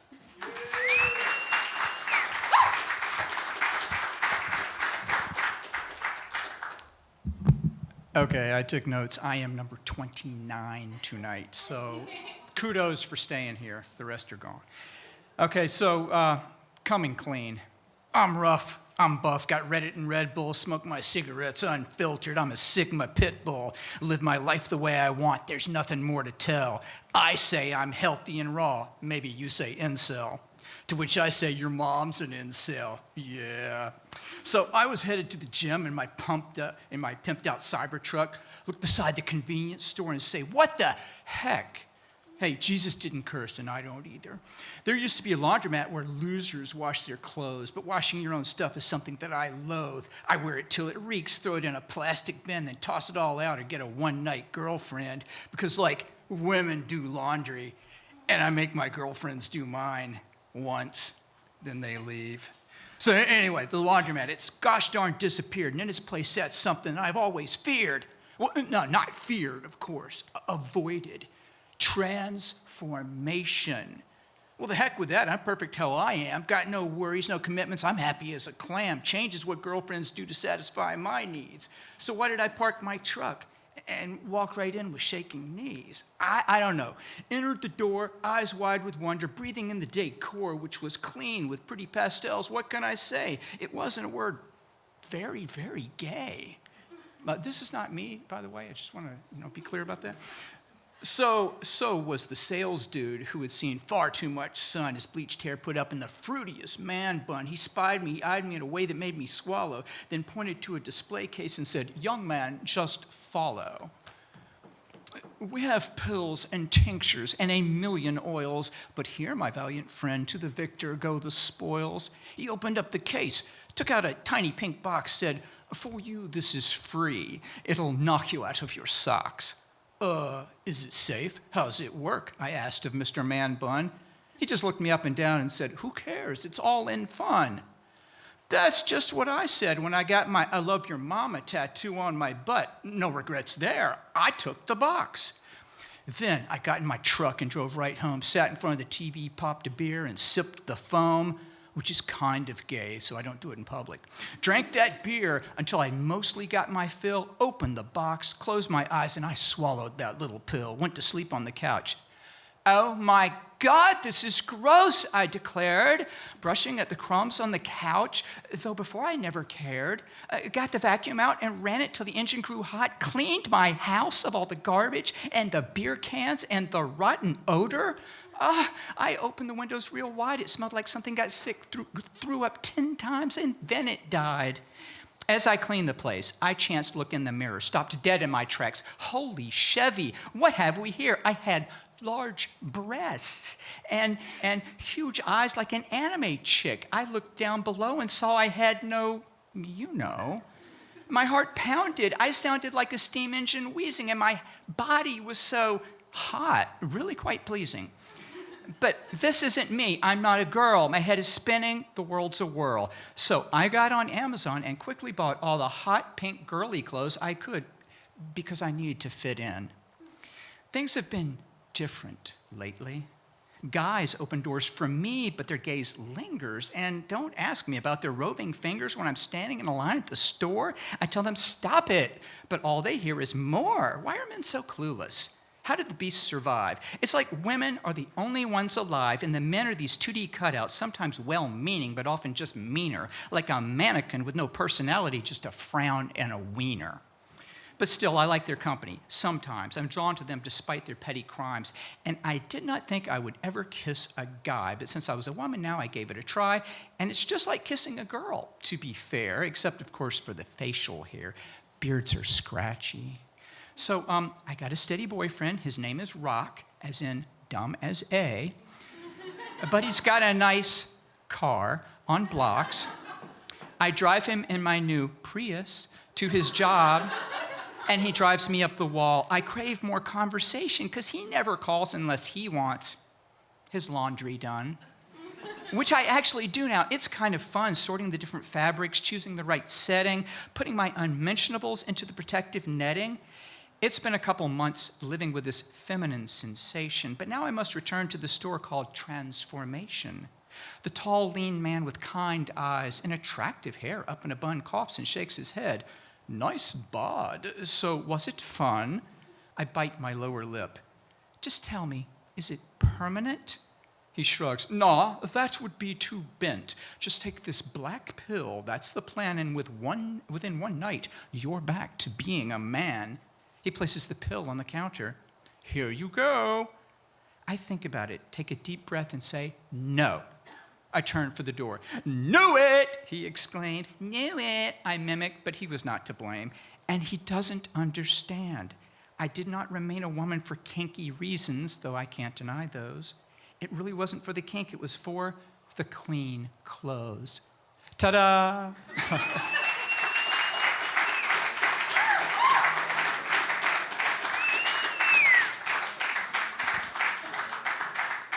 All right, ladies and gentlemen, we have rounded out to our final performer, and this is normally where I make my announcement that I would love to get a picture of us all together. It's the best part of the night. It's like it being in elementary school. So please, even if you didn't perform, if you just listened, stay for 4 or 5 seconds, and we will take a picture, and it'll be the best picture you've ever been in. And then we will all run to our cars. Right after we hear from our final performer, please give a very, very loud, raucous welcome to Puck!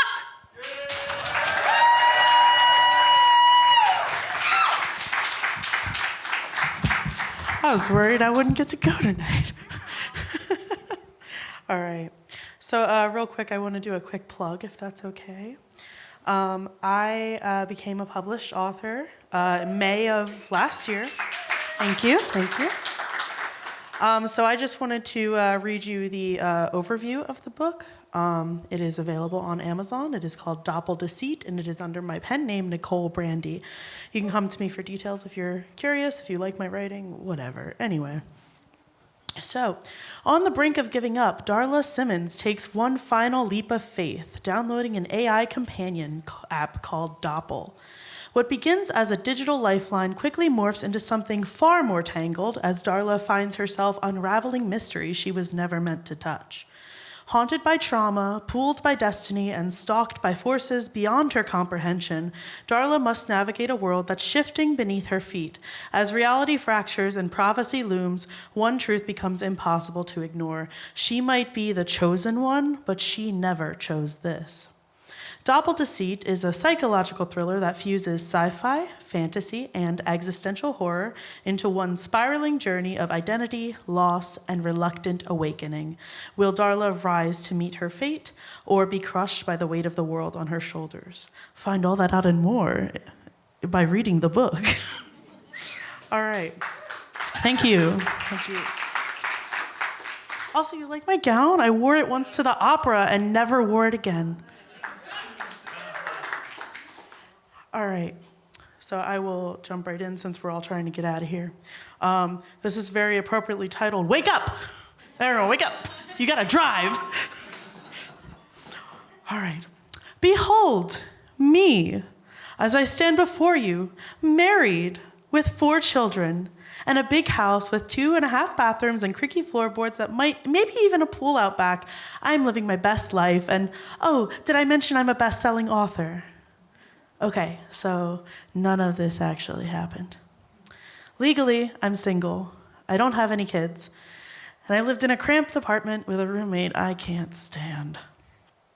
Not to mention my only self-published book hasn't sold more than 24 copies as of today.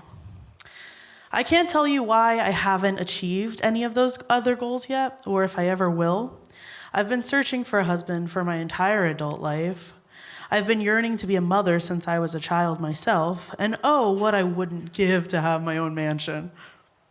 But being a best-selling author would also be a childhood dream of mine come to life.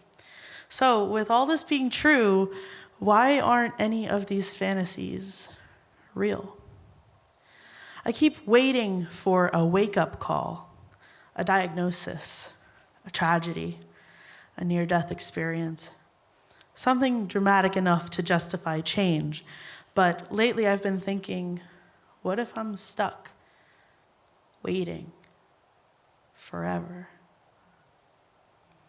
I keep on living as if I'll never die, scrolling on my phone like there's infinite tomorrows, acting as if there's a guaranteed sequel. But allow me to burst my own bubble, shake the foundations of my own self-made God complex. I could die at any moment. Not in a poetic and meaningful way, not in a dramatic and silver screen-worthy way, just suddenly. I keep waiting for a wake-up call, but what if it isn't loud like a blaring alarm? What if it's softer, like the call of a morning dove, the kiss of a winter breeze on my cheek? This isn't the movies. Beginnings don't come with fanfare. There's no music cue, no spotlight, no drum roll. True beginnings sound like this. Put the phone down. Just write one chapter. Take the first step. That's it. The ta-da isn't the wedding. It isn't the baby. It isn't the house. It's today. I keep waiting for a wake-up call, but what if I'm already awake? Thank you.